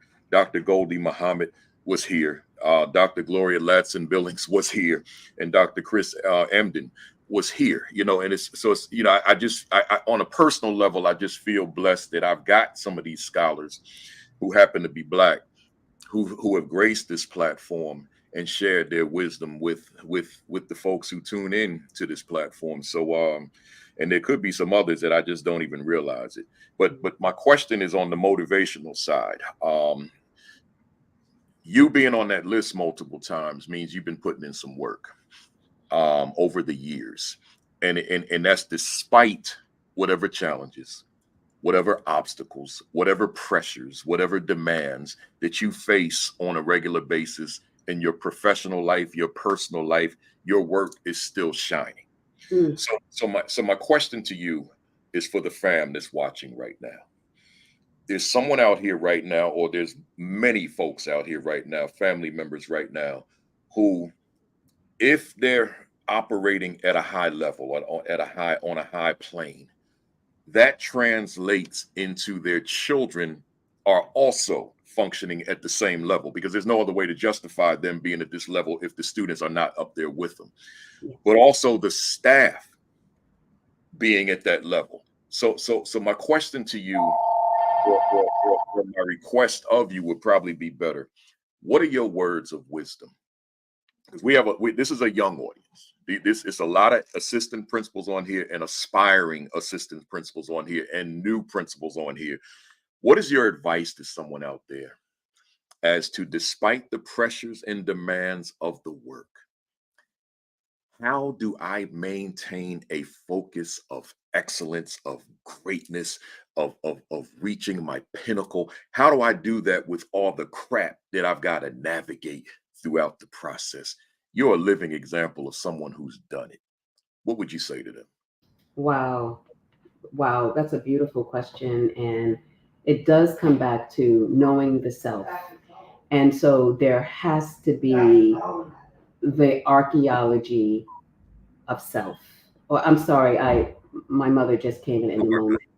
You know, this is what happens, right? The phone was ringing, my mom comes out. You know, there is this saying, you know thyself and be true to thyself. And as much as that may seem cliche, if we pause and sit with that, that self in you will lead you to what you need to do. That self will also lead you to the people you need to get advice from. See, one thing I want to say, that as much as archaeology of self is about doing the deep self work, it is also about being in community of doing that self work. None of us does this alone. This is why, brother, your podcast, this professional development is so powerful, because you recognize there are the APs and the Ps that are on multiple levels. Some who are just starting, some who are about to enter, some who feel they've reached their peak. And those who are at their peak, you're probably tired. And so this is a booster shot. You have to remember who you are and what your purpose is. I cannot say anything else except for that. When I went through stuff at TC, and believe me, I don't need to use this to tell my story, but trust me, it was not easy. I had to have a core to know that all of this is coming at me, which felt like it was hate, and wanted to really take me out and really come after my career, really come after my career. I had to understand why I was doing this. I had to understand who I am in this. And I think this is why I want to go back to my Bronx roots, because coming out of the South Bronx during a time where they actually literally tried to wipe us out, whether it be through crack, whether it be through burning down our buildings, taking the insurance checks and buying, properties elsewhere. Like, this was for real, for real. So that has given me a type of, I'm not afraid. Yeah. I'm not afraid. When someone is trying to take you out, and there's been 400 years of trying to take out your people, you're not supposed to be here, but you keep coming back like a phoenix. That is what motivates me. Yeah. And so each of us has to find that phoenix within. Yeah. Keep rising. So even when you're pushed down and they suspend you, right? When they threaten to take your license, when they try to write you up, if at your core you know that you are doing work of liberation of the babies in that school, I promise you, what is for you will find you, and you will come back, and you will come back stronger. Mm. What is for you will find you. I love it. You know, Doc, I get very emotional. I'm sorry. I get I, very I, emotional. I'm 30 years into teaching. I stopped teaching high school just 2 years ago with the COVID. I was in the high school while I was at TC. So oh, this is real for me, is what I'm saying. I'm not someone in the ivory tower talking wow, about what teachers should do. No, I'm teaching as well as trying to guide teachers and leaders. wow, that's powerful. Yeah, I didn't know that. Mm, Maybe that should be in the bio too. that bio, Lord. I keep putting this quote up and the comment up, and then I take it off, and I'm gonna take it off again. I'm gonna read it real quick. I'm being targeted now because I tried to be the voice for my students. Yeah. I genuinely have a heart to educate children. I'm gonna take it off. I'm not gonna say your name, but I want to say this, and then I want you to chime in if you want to. Yes. Young sister, understand there's a few things, and I'm just gonna be brief. You got to be strategic in how you do this when you're in these schools, and hopefully you have a circle around you. See, I always had, you got your staff, but then you got some folks who are, they a little bit more down with you than others, and they were always my inner circle, but I never told them that they were my inner circle, right? Because I can't afford for that being perceived. So I knew that I could count on these individuals to do anything, right? I knew they had my back through thick and thin. That's each school that I led. You got to make sure that you got people who are going to fight for you and with you. When you, because some of us, we get in here, we got this consciousness, we look at platforms like this, and we go in there, and we're these lone rangers, and that lone ranger mentality, and that's not to say that that's who you are, but that doesn't work, right? Because when the stuff hits the fan, all they got to do is go with you. But when they know that there's an army around you, then they're going to proceed differently. So you got to make sure that when you're being that voice, there are other people who got your back, or there are other people who have the same voice, right? You got to make sure that all of that's in place. But the other piece I want to give you, and then I'm going to turn it over to Yoli, is that sometimes certain places, and I did a short about this, about maybe it was my most recent one, I'm not sure, either that or a week ago, one of those YouTube shorts. I said sometimes the place where we're fighting is not the right fit for our fight, right? So you got to keep that in mind as well. Like when I was fighting under a particular superintendent, that superintendent couldn't tolerate my fight. But then I went to a different school, a different district with a different superintendent, but the same composition of children. But this superintendent welcomed my energy, right? So I was able to be that guy, meaning be myself, as opposed to being an imposter of myself in a place where me bringing my authenticity was not allowed. So you got to consider that too. And I'll say this last piece. I know you probably, and you and many others out there, love the locale that you work in. Like, I don't want to move from this area. I love it here in this city. I love it here in this town. But sometimes you got to be willing to relocate. Sometimes you got to be willing to go other places where your fight is a better fit, so that you can bring the real you to the game. Who wants to live a life of 30, 40 years in education, and then you reflect back on it and you say to yourself, but I wasn't me in those 40 years. I mean, you spent 40 years being an imposter, right? I got to spend that time, even on this platform. Some people are not going to get into topics like this because no one's going to watch me. Then I'm going to lose business. I'm going to lose clients. No. The beauty of these virtual platforms is you have to look at yourself, right? So when I'm on Zoom, when I'm on StreamYard, when I'm on these platforms, it's a mirror in front. I'm looking at me right now. So when I'm seeing me, I gotta feel good about who I'm seeing. And if I'm on this platform and I'm dealing with light subjects, but I never get into the heavier ones that could make a client say, we don't want kafele, then I'm faking the funk, right? And I don't want to fake no funk, man. Never. So I'm saying to the folks out there who this may be applicable to you, all three things I said: move strategically, have those folks around you. It doesn't have to just be in the building. It could be in the city, in the town, right? Your relations with parents, your relations with community. Them pastors had me. Them business people had me. Them government officials had me. Everybody had, kids had me. My staff had me. So I was in good hands, but I created that. I didn't just fall into it. I was strategic because I know, and I understand that if you are somebody who's a real fighter for the kids, for the students that you lead, then it's not a matter of if the stuff will hit the fan. It's a matter of when it's going to happen, because it's going to happen if you're that person. If you're a go along to get along type leader, then it may never happen. But if you somebody that's rooted in that history, oh, it's going to happen. I'm going to stop there. Anything you want to contribute to that, Yoli? I have nothing to add. You dropped multiple mics, closed down theaters and stages with that one. But sister, let me just say, yes, my heart goes out to you. I have been there. Principal Kafele has been there. Everything that he said, and I just want to say that, this is not a lonely type of endeavor to take. Yes, we have to do the self-work to find our grounding, but you must find your people. That's how I survived Teachers College. I almost left 3 times, but had it not been for 4 people in particular, I would not, of course in God, I wouldn't have persisted. They held me down. Held you down. Powerful stuff. It's 12:24, man. We ain't even get to the talking points yet. Let's go. 12:24 Eastern. I guess we've been in it, but let's go formal. I got 6 talking points, y'all. Y'all ain't no basketball on right now. We good, right? So Knicks don't play till tomorrow. They all injured anyway, right? So ooh, Lord.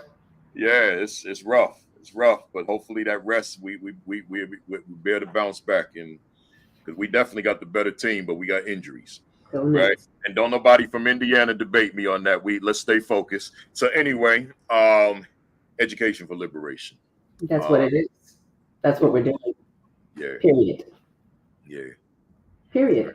If it is not liberating the students first and also the teachers, my question is, what exactly are we doing? Yeah. And it's not tongue in cheek.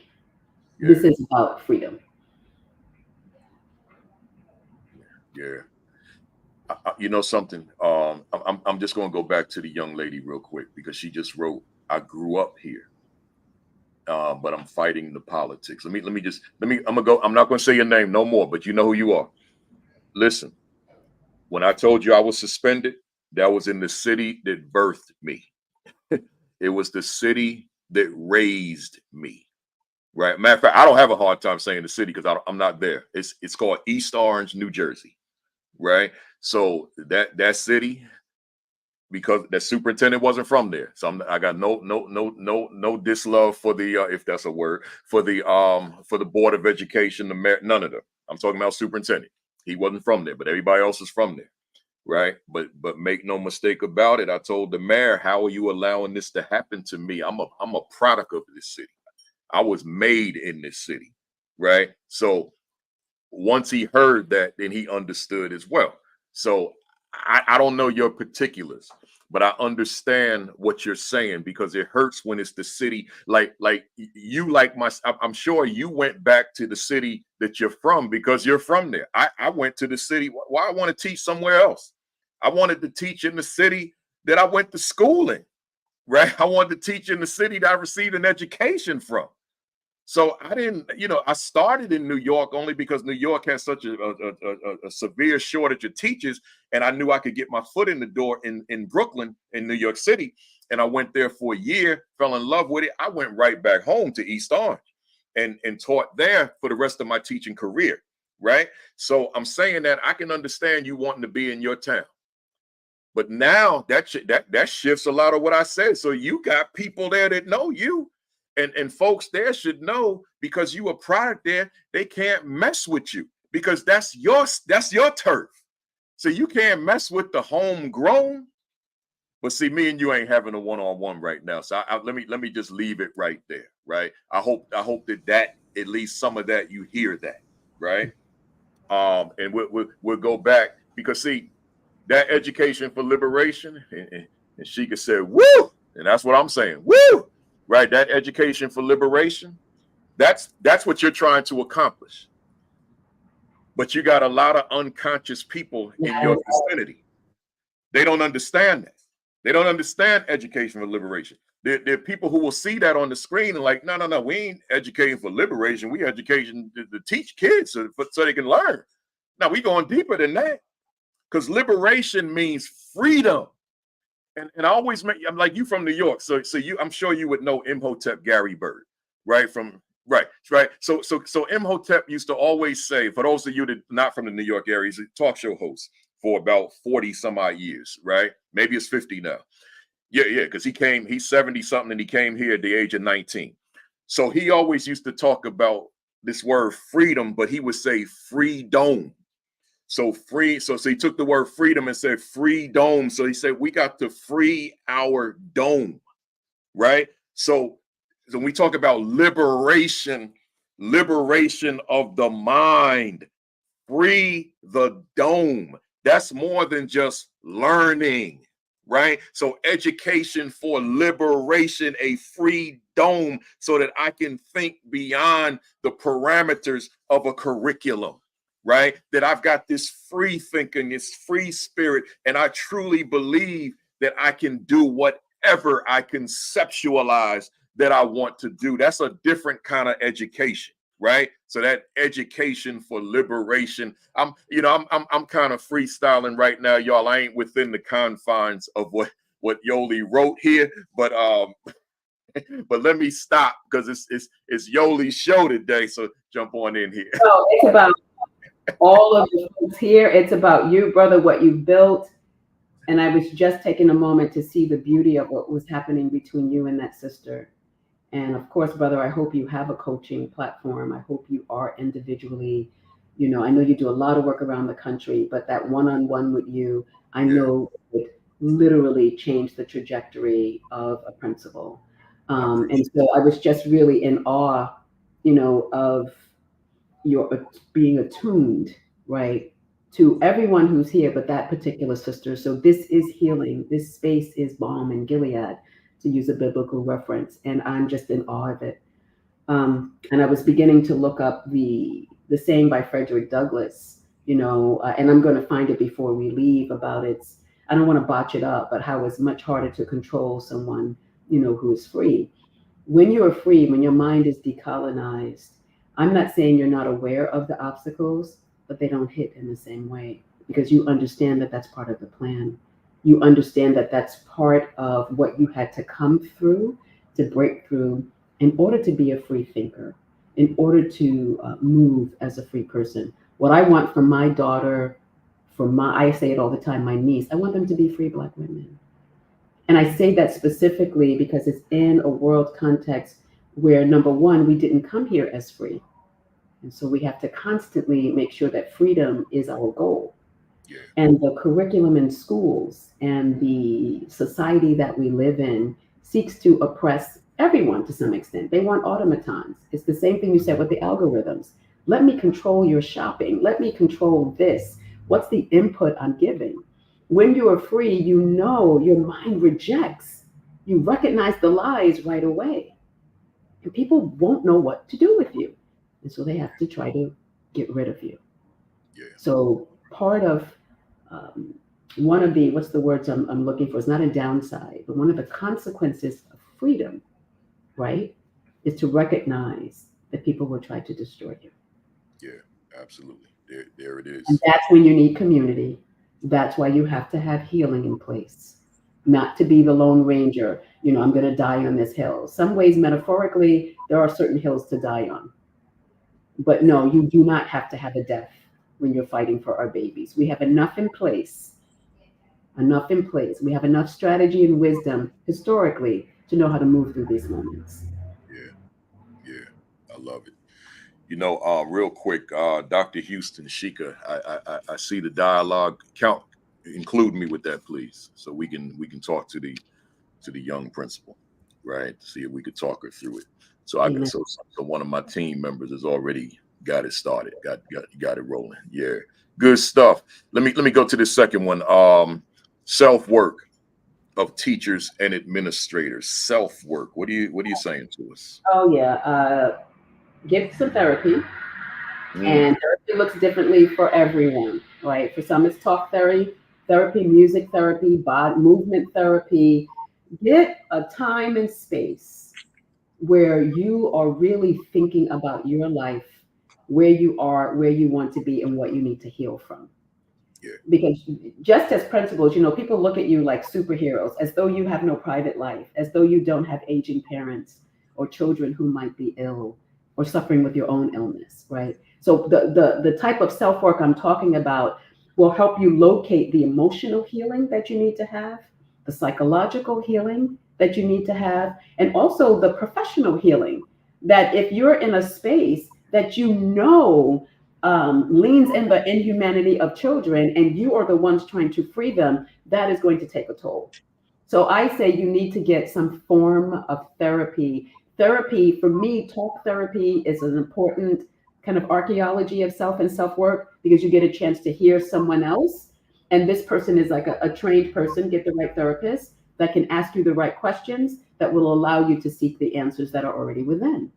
Because the answers are there. Oftentimes we're afraid or yeah. the trauma has buried them down deeply. It's been deep down in us. What the therapy does is part of that excavation process. So, I don't think you can lead others without knowing who you are. I think that's Mm, a very, very, very dangerous thing to do. yeah. Wow. So let's go back to the monologue, Mhm. and I was taught, for those that tuned in later, just real quick summary. I was saying that as you transition to the summer months, particularly those of you who are finishing up in May, I asked the question, what will you do to heal from the previous 10 months? And some of us don't even know we need healing. Some of us don't know that we're emotionally broken. Some of us don't realize it because we went so hard. And some of us take pride in going so hard that we forget that we're only human. Right. So with that, I'm going to turn it over to you, Yoli. And what would you say to that person as it relates to the season now, that Ooh. going into this summer season, and knowing that there's a school year that's approaching in August, and Mhm. I've got 2 months to get ready and then sustain it throughout the year? What might you say to that person who's watching right now who thinks they're Superman and Superwoman? Oh, okay. First of all, that's like Michelle Wallace, the myth of, I would say, the Black Superwoman. That's a book that came out in the 80s. Yeah, All Black women should read that, first of all. Let's debunk that myth that you are a superhero. You're a human being who may have super abilities, right? And super skills in what you do. But this idea of superhero means that you're impenetrable and, all of that. So I love what you said about season, because what does summer represent? Summer is a beautiful moment of rejuvenation. The flowers and the leaves, right, coming on the trees, the flowers coming out of the ground. It's about flourishing. And so to really take summer very seriously, not just as a break in between like the fall or the spring and the next season of school, but how are you going to intentionally try to flourish? And I often ask leaders, particularly, and teachers, like, what is your artistic desire? Some of you might play music, you may draw, you may dance. I would first recommend getting back at something where you use your mind and your body in a creative way. That's just the bare minimum. Because what that often does is it opens up possibilities for you to see things differently for when you do return in September. Rest, and more rest. Tricia Hersey. I'm so grateful for that sister kind of coining it in a term and in a book and in her talks. Rest is resistance. Not only does it resist the grind that capitalism wants us to be on, what it also does, rest, it rejuvenates the cells. It rejuvenates the body cells, but also the brain cells. Again, that might open up a new idea for when you come into September, right? So resting the mind and the body, I want you to see, has a direct impact on the way you may see things differently when you return to your position. There are other very practical things I want to share, and I do want to give a shout out to Dr. Angela Costa. Right now, we have a certificate, a healing-centered education certificate, right? And I do a session in that. We're also doing a retreat. I would encourage you to be in community of other people who are seeking to heal their bodies. So if you've never been on a retreat, try to find a retreat. For me, I went into 10 days of noble silence, and that was the beginning of my mindfulness journey. And boy, was that a journey to be just with yourself, meditating 13, 14 hours. Everything comes out, but you have to be ready to deal with it. And that's why therapy is important, because if you choose to do that deep type of excavation, trauma, a lot of things are going to come out. So you'll need a holding space for that. So I think what I'm trying to encourage you to do is to come up with a healing plan, not just things to do, but a plan that is comprehensive, that includes therapy, that includes body movement, that includes you tapping into your artistic desires, that includes you reading for pleasure. Do not read anything about school over the summer, and intentionally do your best to flourish, because that time is going to go by so quickly. And Principal, there are some other things I'd like to share. Speaking about the racial literacy model and healing, Dr. Angela Costa and I sat down just impromptu, and we spoke about 20 to 25 minutes on each of those components. And we modeled it after Cornel West and Bell Hooks's Breaking Bread series. And so there's a Breaking Bread series that I'd like to have you share with the community for those interested in both racial literacy and healing in an educational context. In the summary video you did, the one is, I think it's on your Instagram page. It might be on your Facebook page, but I saw that, and he listed the 6 components of racial literacy. Yeah, Right. yeah. So there's 20 to 25 minute videos for each of those. Wow. And we're asking you questions along the way. Oh yeah, we're going deep with this, because guess what? We're healing too. Like Angel and I are going through some things in our lives right now. And if we didn't have this work, I don't know that we would be able to do it. So sometimes your wounds, that's the wounded healer, that you use your wounds not to weaken you, but you use your wounds to help heal you. And so then you can help heal others. And we know that that concept is in psychology, it's in mindfulness. But if you also think about religion, Christ as the ultimate wounded healer, right? Who received a lot of wounds and a lot of hate, but turned it around and did what? Tried to heal the world. Right? So yeah, we are all wounded healers. What we have to do about our healing. You know, it's interesting as I transition to the third one. I'm thinking, as I listened to you just now in this segment, I was thinking about me as a 30-something-year-old principal, a 40-something-year-old principal, right?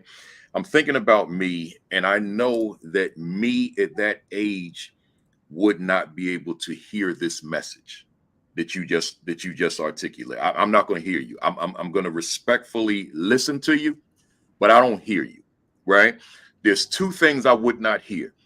Anything dealing with taking care of my body, physically, taking care of my spirit, taking care of me emotionally. I'm not going to hear that. And here's the other one I'm not going to hear. I'm not going to hear anything about retirement in terms of how I should be investing my money, right? I'm not going to. So 30-something-year-old Kafele didn't hear that. 40-something-year-old Kafele didn't hear that.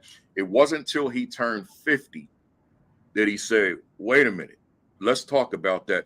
But it was the same lady from back in my 30s that said to me, I've been trying to convince you to invest money into retirement for 20 years. And you didn't want to listen. So I'm saying that now to say to someone else out there, this so caught up into the work. Hear everything in that segment that Dr. Yolanda Sealey-Ruiz just said. Yoli just articulated, because I don't want you to think, oh, I'm young, I don't need that. I got the energy that I need. No, it don't work that way. Learn from others who made the mistakes. See, I had the heart attack in 2015 because I didn't have that guidance. So I'm not taking care of me. I'm running around the country like a freaking machine, thinking that these bad things happen to other people. It's not going to happen to me. So to be on a stage and be in the midst of a heart attack in Miami is like, what? Me? Wow. Right? So I'm saying to you, somebody, nah, bring it down and seek out the healing may be required. Oof. You to sustain yourself over the long haul. You sitting somewhere now and you in your late 20s, early 30s, or mid 30s, whatever it is, as a school administrator, you got to have the vision of yourself in your 60s. not just the here and now, but who you going to be 30 years from now. And that's where taking care of yourself now, physically, emotionally, spiritually, and financially, that got to start right now if you haven't started. No, oh my gosh. Principal, and that was definitely Principal Kafele coming out.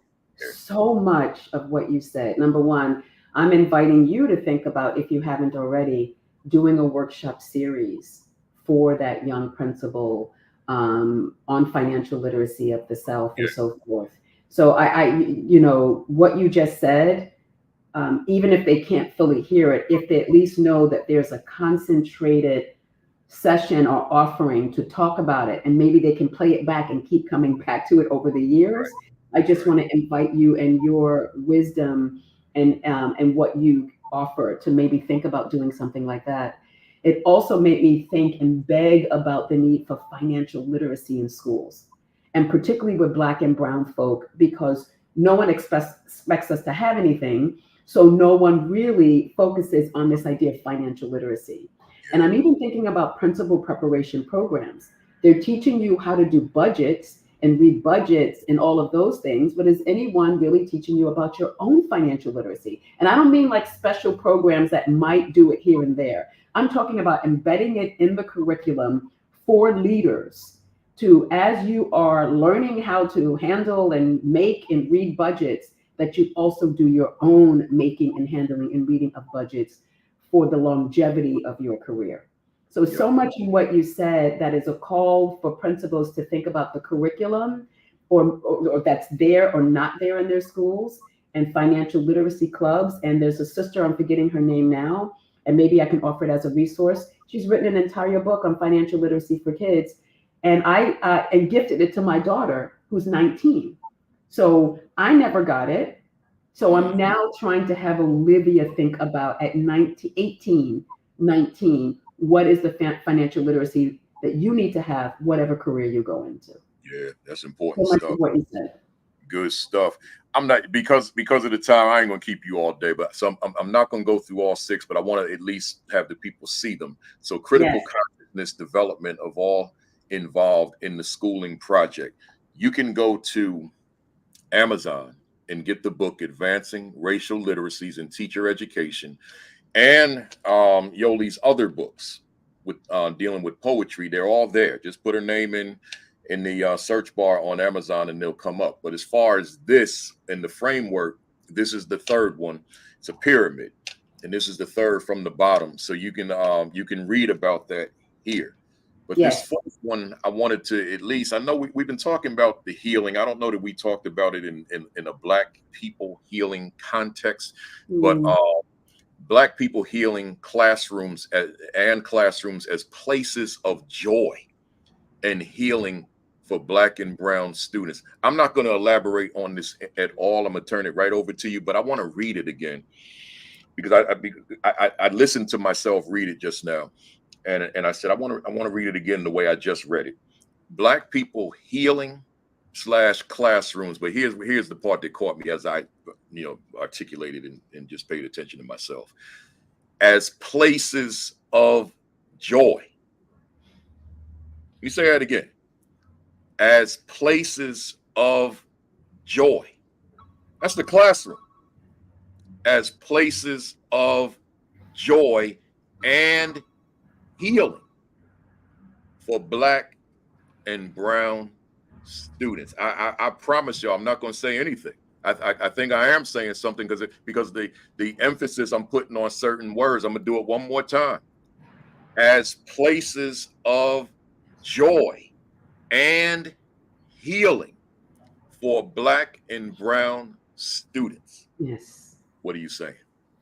Number one, go back to your session number 183 with Dr. Goldie Muhammad. That breaks down the power. It's not just great to have joyful experiences. There's power in that joy. Number one, all people need to heal for various reasons, but Black people collectively, we are still on our healing journey because so much of what has happened and continues to happen to us, right? So healing, we know is not a destination. It is consistent, and we have to be very, very serious. And particularly as leaders in a system that was not built for the flourishing of Black and brown children and youth, we're all of us to some extent are agents of the state. And we have to recognize that. If we are working in a higher institution of education, a school, we are agents of the state, right? We're getting paid to follow the policies and the rules, right? Now, once we get in there and we have the skill and the know-how and the ninja-like navigation, then we make changes. But even that will require you to be in a constant state of healing because you are literally going against every single day of your life of what you are supposed to be doing. That requires healing. Classrooms have not been spaces of joy for the majority of, I would say, school children, but definitely not Black and brown children. Why? Because the curriculum we know is culturally irrelevant to them most of the time. And as I mentioned earlier, if we began to just take a historical literacy look and begin to look at a little bit of what Black people created and how they make our lives easier, do you not think that that would not only bring joy to children, but that instantly gives them models of possibility? And when you can begin to see a future for yourself, all of us, you remember when that light bulb went off? Oh, I'm going to be a principal. There's a particular type of ease, and I dare I say joy and excitement about how you're going to plan this future. Yeah. This is what classrooms have to be. They must be radical places and spaces of possibility. And that possibility can only be cultivated when folks children see a future for themselves. That is joyful. Yeah. The celebration of their culture, the celebration of their names, of the way we wear our hair, all of that is joyful. And that is within. Happiness and joyful is different. Happiness is in the moment. Joy is sustaining from within. We have to do the self-work of ourselves, the self-work of the children, bring in the historical literacy. That will create spaces of healing and joy. And healing, I say, because it interrupts the stereotypes of we were only slaves and it's only downtrodden and it's only like listen, sociology will tell us that our communities are the way that our communities are because they've been constructed that way. I'm in awe of Black people that were able to even break through this federal national social project that keeps neighborhoods the way that they keep them until a developer comes along and wants to capitalize on it. We need to have healing from the fact that we have been part of this sociological project that wants our demise. Healing must be part of it. Healing must be central. And when you see that in spite of all of that, we are still who we are, there must be a celebration. Yeah. And that is the joy. Yeah. Wow. That's powerful stuff. Before I go to this, I got one more. I'm gonna show one, and then we handle the sixth one. But I want to say this real quick. Hey, leaders out there, aspiring APs, aspiring principals, assistant principals, new principals, veteran principals, and anybody in central office in leadership. Let me say this to you. That classroom, and you see I'm looking right in the camera on this one. That classroom is a reflection of your leadership. Culture of the school is a reflection of your leadership. So when you look at this screen, Black people healing, and I know that all of you don't have just Black students, right? You're not in East Orange, New Jersey, right? So young people healing, classrooms as places of joy and healing for Black and brown students, or other underserved students. For those of you in situations where you have other underserved students who may not happen to be Black and brown, Yes. let me say this to you. Joy in a classroom. If there's someone out there watching right now and you're saying, no, let me be honest with myself. Joy in all of my classrooms is not a reality. Well, as a part of your instructional leadership, as a part of your supervision of teachers, joy in a classroom has to be an objective of yours. In fact, it's got to be a school-wide objective. Why are we expecting optimal learning to occur in a classroom that does not bring me joy? A classroom that I despise entering. I despise the people in it, whether it be the teacher or the children. A classroom that strips me of being able to feel whole. I feel so much better outside of that classroom, but when I'm in it, I don't feel the joy. Well, I'm gonna say to my leadership colleagues this morning, my fam out here, that's a reflection of your leadership, because you did not enter the profession of leadership and say, I want to be a leader, but if the classrooms are not joyful, I'm okay with that. Your mindset was, if they give me an opportunity, this place is going to function at a high level. Well, you can't now get in there and now your message is something different. So that classroom has to be a place of joy, but you have to lead that effort. I'm not saying that you're the one that's going to make it that. You have to lead that, because you're no longer the teacher. Now you are teaching through other people. And that's such a critical component of your leadership. That and for that reason, this number 4 really resonates with me. Right? Is this a place of joy and healing? In this case, I'll be specific with what's on the screen for Black and brown students. Mm-hmm. And thank you for saying that, because the world that we're in, not just post-COVID, but we exist in a world that is fractured by race, class, gender, all of that. Everyone's ill to some extent. There's some who benefit more than others. But whatever your school population is, the same things apply.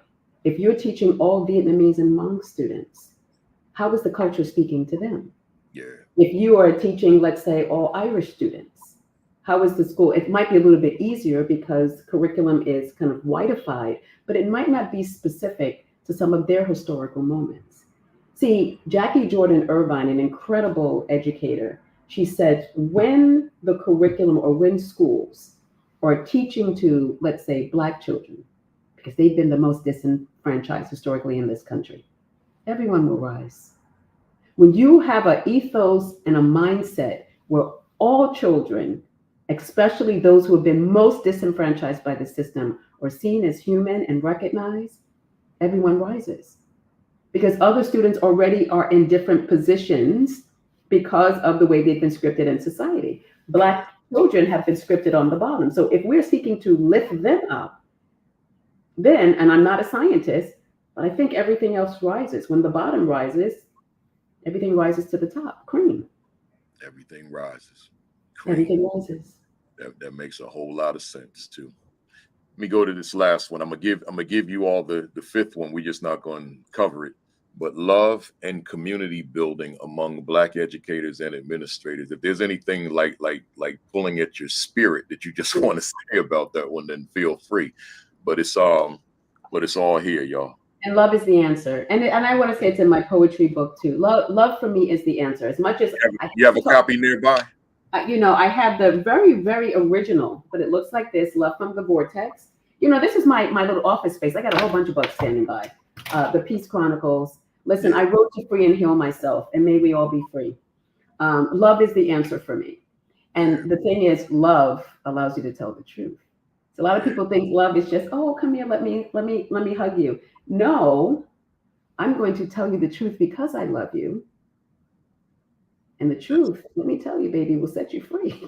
There you go. There you go. There you go. I'm gonna go to this last one, and this is another one that resonated with me. They all do, actually. Connecting the genius of Black people to everyday lives.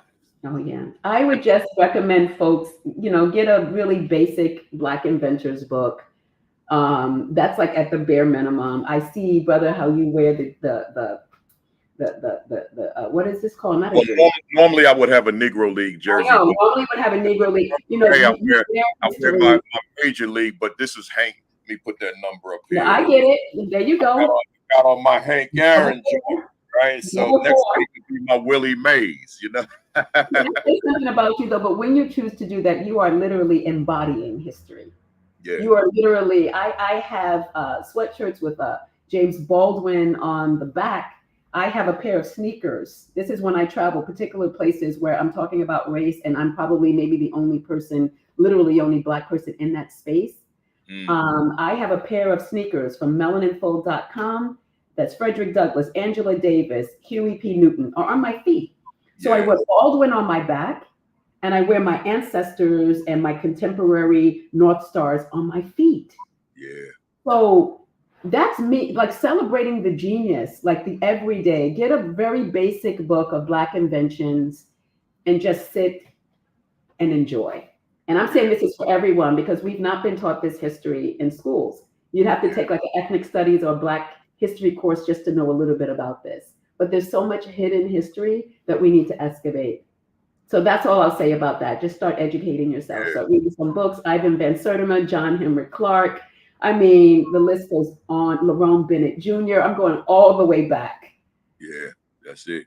Because Black history is American.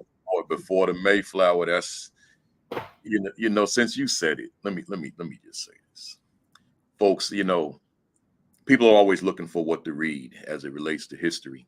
And I always say, as you know nothing and you're looking for a starting place just to have an overview of African American history, then my go-to is two. Lerone Bennett Jr., Before the Mayflower. Mine is right there. Subtitle, The History of Black America, Before the Mayflower. And the second one, I'm glad is right here. I ain't got to look for it. Yeah, I would have to get up. From Slavery to Freedom by John Hope Franklin. Yeah. Right? Dr. John Hope Franklin. These are my two go-tos. If you just want to get a good understanding of everything that's missing in your U.S. history book, then these are the two. You start there and then you start building. But when you said about inventors, some of you all out there, I guess all of you watching, you may have noticed I kept going like this. And there was a book I was looking for, but it's on my other shelf, and I don't want to walk over there. But maybe the spirit was saying you don't need to get that book, because if I showed it to you, you're all gonna want it, and it's out of print. So Amazon sells it for like hundreds of dollars, maybe 1,000. But I'll at least tell you the title, and maybe you'll be lucky and you'll find one. It's called Black Inventors of America. My mother bought it for me back in the 80s. Who's watching right now? Hey, Mom.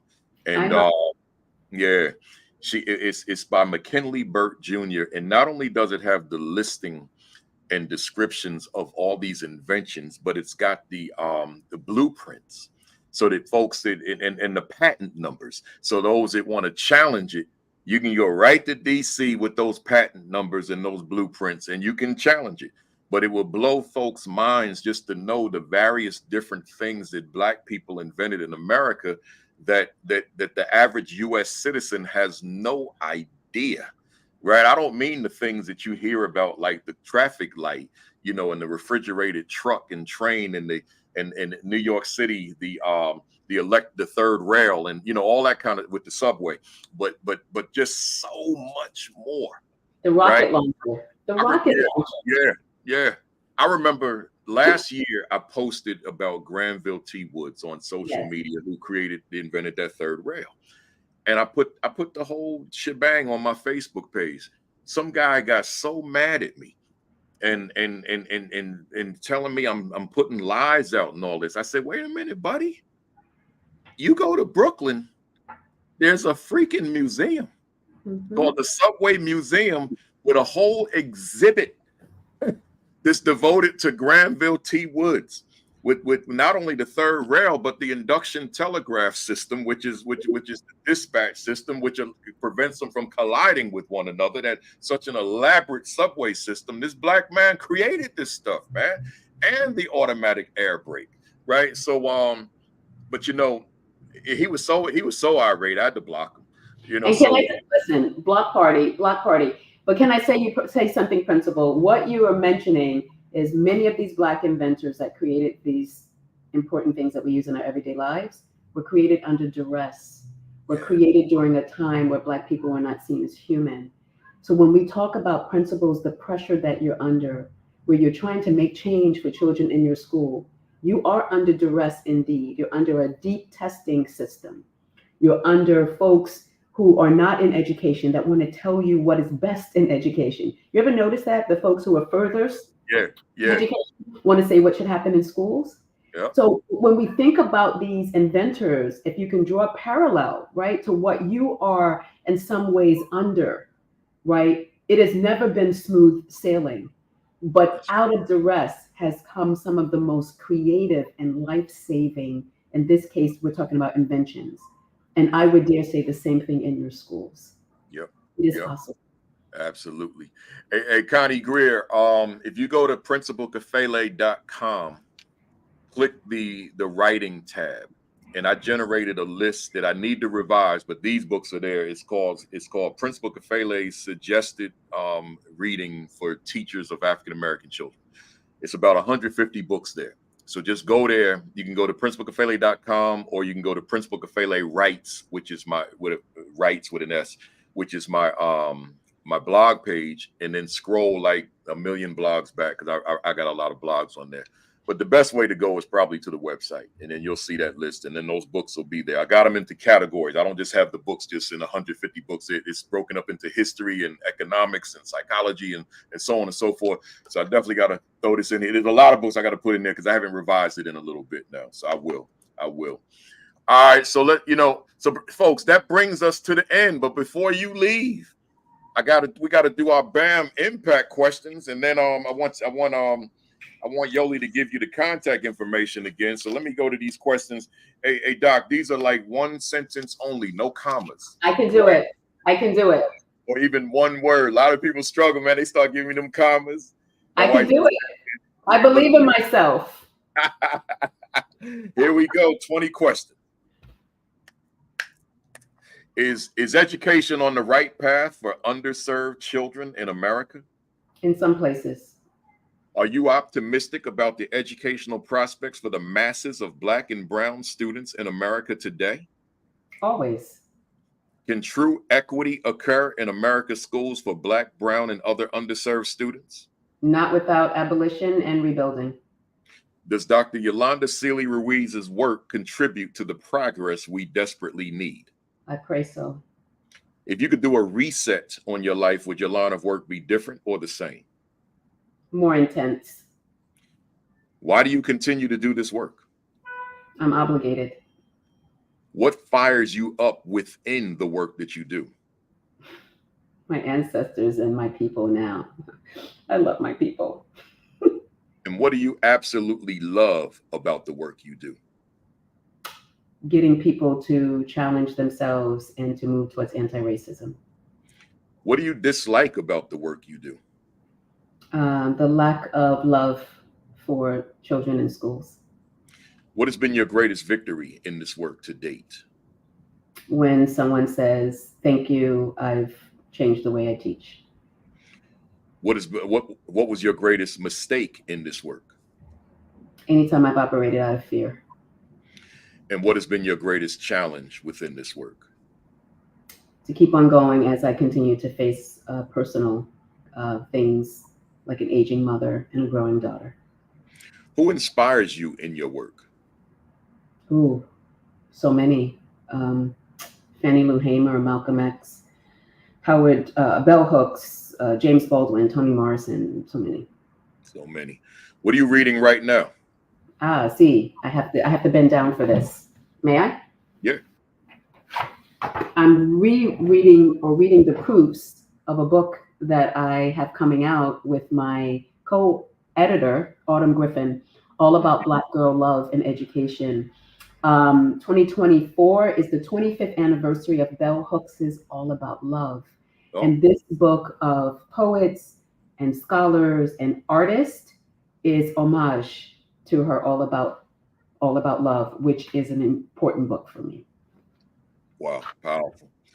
What book would you recommend to our viewers this afternoon? Teaching to Transgress by Bell Hooks. Absolutely. And yeah. What do you want to accomplish that you haven't accomplished yet?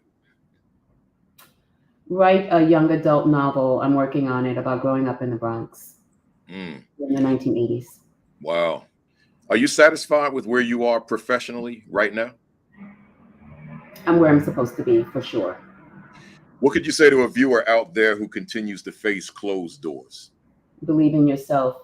Recognize that this is bigger than you are, and all that you need is within you. What could you say to a viewer out there who's lost their fire? Oh, get some good people around you. Heal, rest, listen to this podcast, and go back at it. It's bigger than you are, and you've been chosen. And what could, and if Dr. Yolanda Sealey-Ruiz was a word in a dictionary, what would be your definition? I hope it would be love. Love. That I makes sense. really hope it would be love. That makes sense to me. And that brings us to the end. And let me formally say to you, thank you. And this was just as powerful as I thought it would be. In fact, it certainly exceeded expectations. That we went off topic all day and dealt with some stuff, just building on what you were saying. So great stuff. To the fam out there, hit us up with those emojis. Actually, you already started and I appreciate it. But those of you who are not fam and you kind of stopped through, the way we celebrate our guests is just give us your favorite emojis. Give us a lot of them. And we see them. All three platforms. Is the numbers are still very large between the three platforms. I'm glad you all stayed throughout the whole time. So keep hitting us up with those emojis. And let me get my emoji. Mine is my baseball bat, my Louisville slugger, and you certainly hit it out the park. Every time you came to the plate, man, you hit it out of Yankee Stadium but it wasn't when the Yankees were playing. It was when the Black Yankees were playing. I was about to say the Black Yankees. Yeah, they played in there too. Matter of fact, Josh Gibson of the Homestead Grays, he hit one out onto the street. So in Yankee Stadium, the old Yankee Stadium. So so that's what you did, man. You hit one right out onto the street, man. You hit somebody in the head, and they're like, "Ouch!" I hope I didn't hurt them. Lord have mercy. You didn't hurt them. It just startled them. Like, what is that? Oh, Yoli hit a grand slam right out the stadium. Wow. No, thank you. I have nothing else to say. I would love, when people say follow, it's just all about just trying to share the stuff I'm doing in the world, and maybe it can be meaningful to you. So, and Instagram, it's Yoli _ Sealey-Ruiz.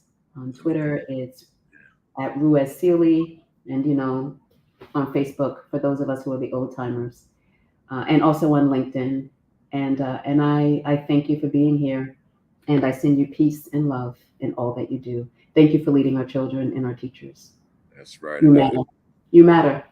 I echo it. You all of you out there, you matter, and I appreciate you. And it's always, let me just repeat as I close out to all. And when I close out, stay on so we can talk off camera.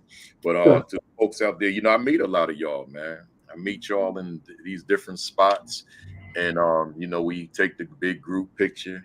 Then I preach my little mini sermon, and we just have a good time. So the last place was last week at Bowie State, and that's not what I'm looking for. At Bowie State, and we just had a great time with the folks at Bowie State, man. That was a powerful day. So looking forward to seeing some of y'all. Maybe it'll be a lot of y'all in Houston this week at the Texas Black Expo. And if so, you know, we're gonna take that picture and you know, just love on each other, right? So with that being said, let me do my rundown, and then y'all could move on with your day.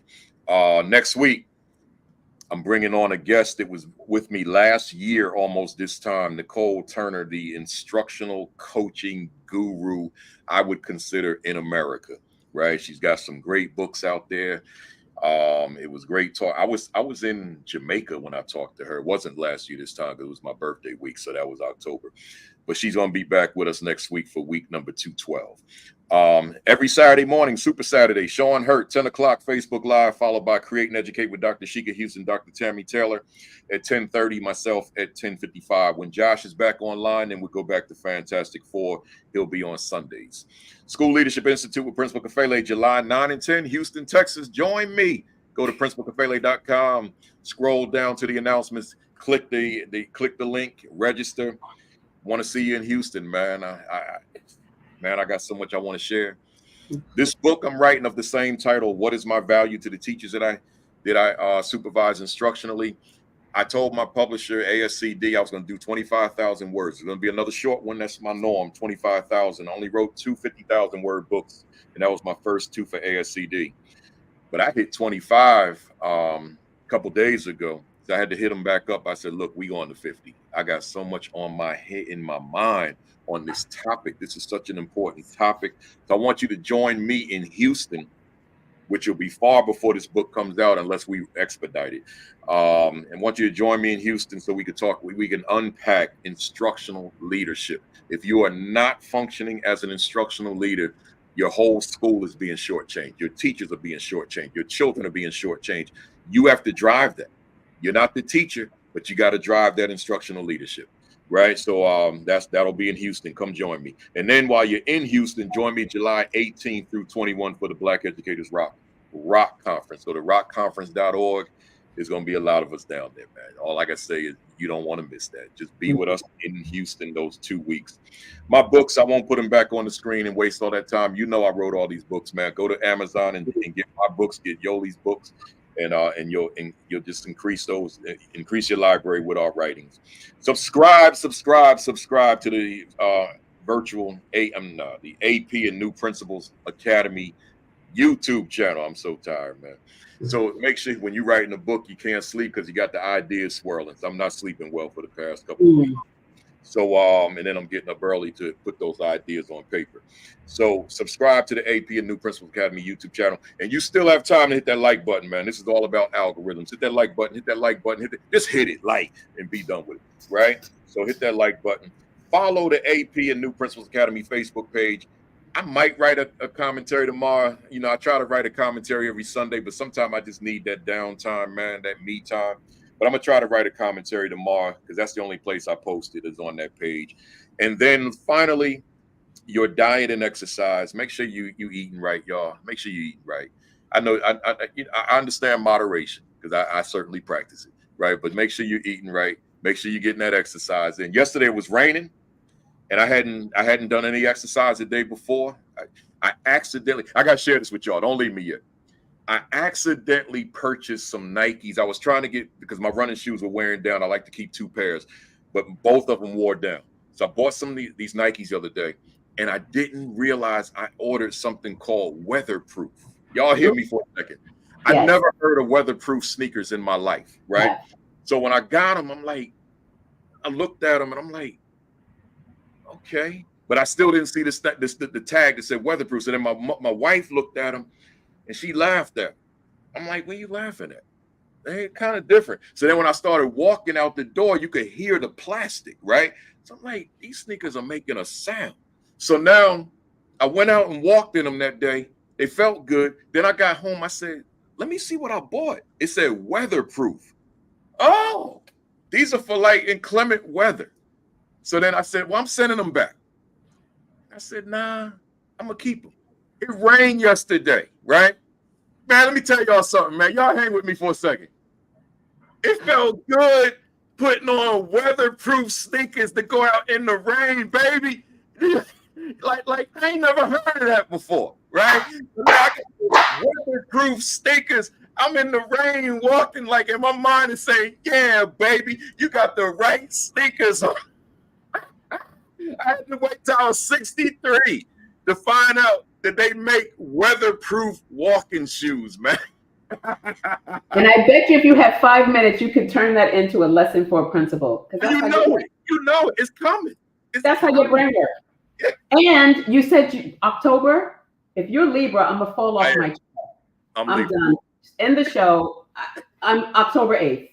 Oh, yeah. That's why the chemistry was so good, man. Because it was. Principles. It explains it all. That's it. I'm a Libra, man. I don't know any other sign but Libra, but I know that Libra. I know them scales, and I know when my scales are not right, I'm not right. Justice. That balance gotta be there. Yep. Hey, y'all. Happy Mother's Day to all the moms out there. I ain't forget you. Somebody probably said he ain't say happy mother. Nah, I got, man. Come on, y'all. It's right there. It's right there. Happy Mother. Happy Mother's Day. Yeah, happy Mother's Day to everybody. Enjoy it. Hey, Mom, I know you're out there. Happy Mother's Day, but I'll be up at the crib tomorrow, man. Have the TV ready. Nick game at 3:30. I'll be watching the game at your place. Right? So y'all have a great week. Have an extraordinary week.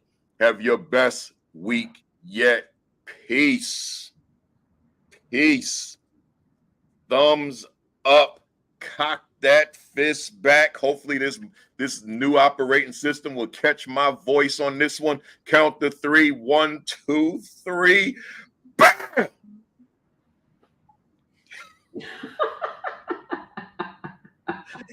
I see y'all next week, man. Y'all have a good one. Bye, everyone.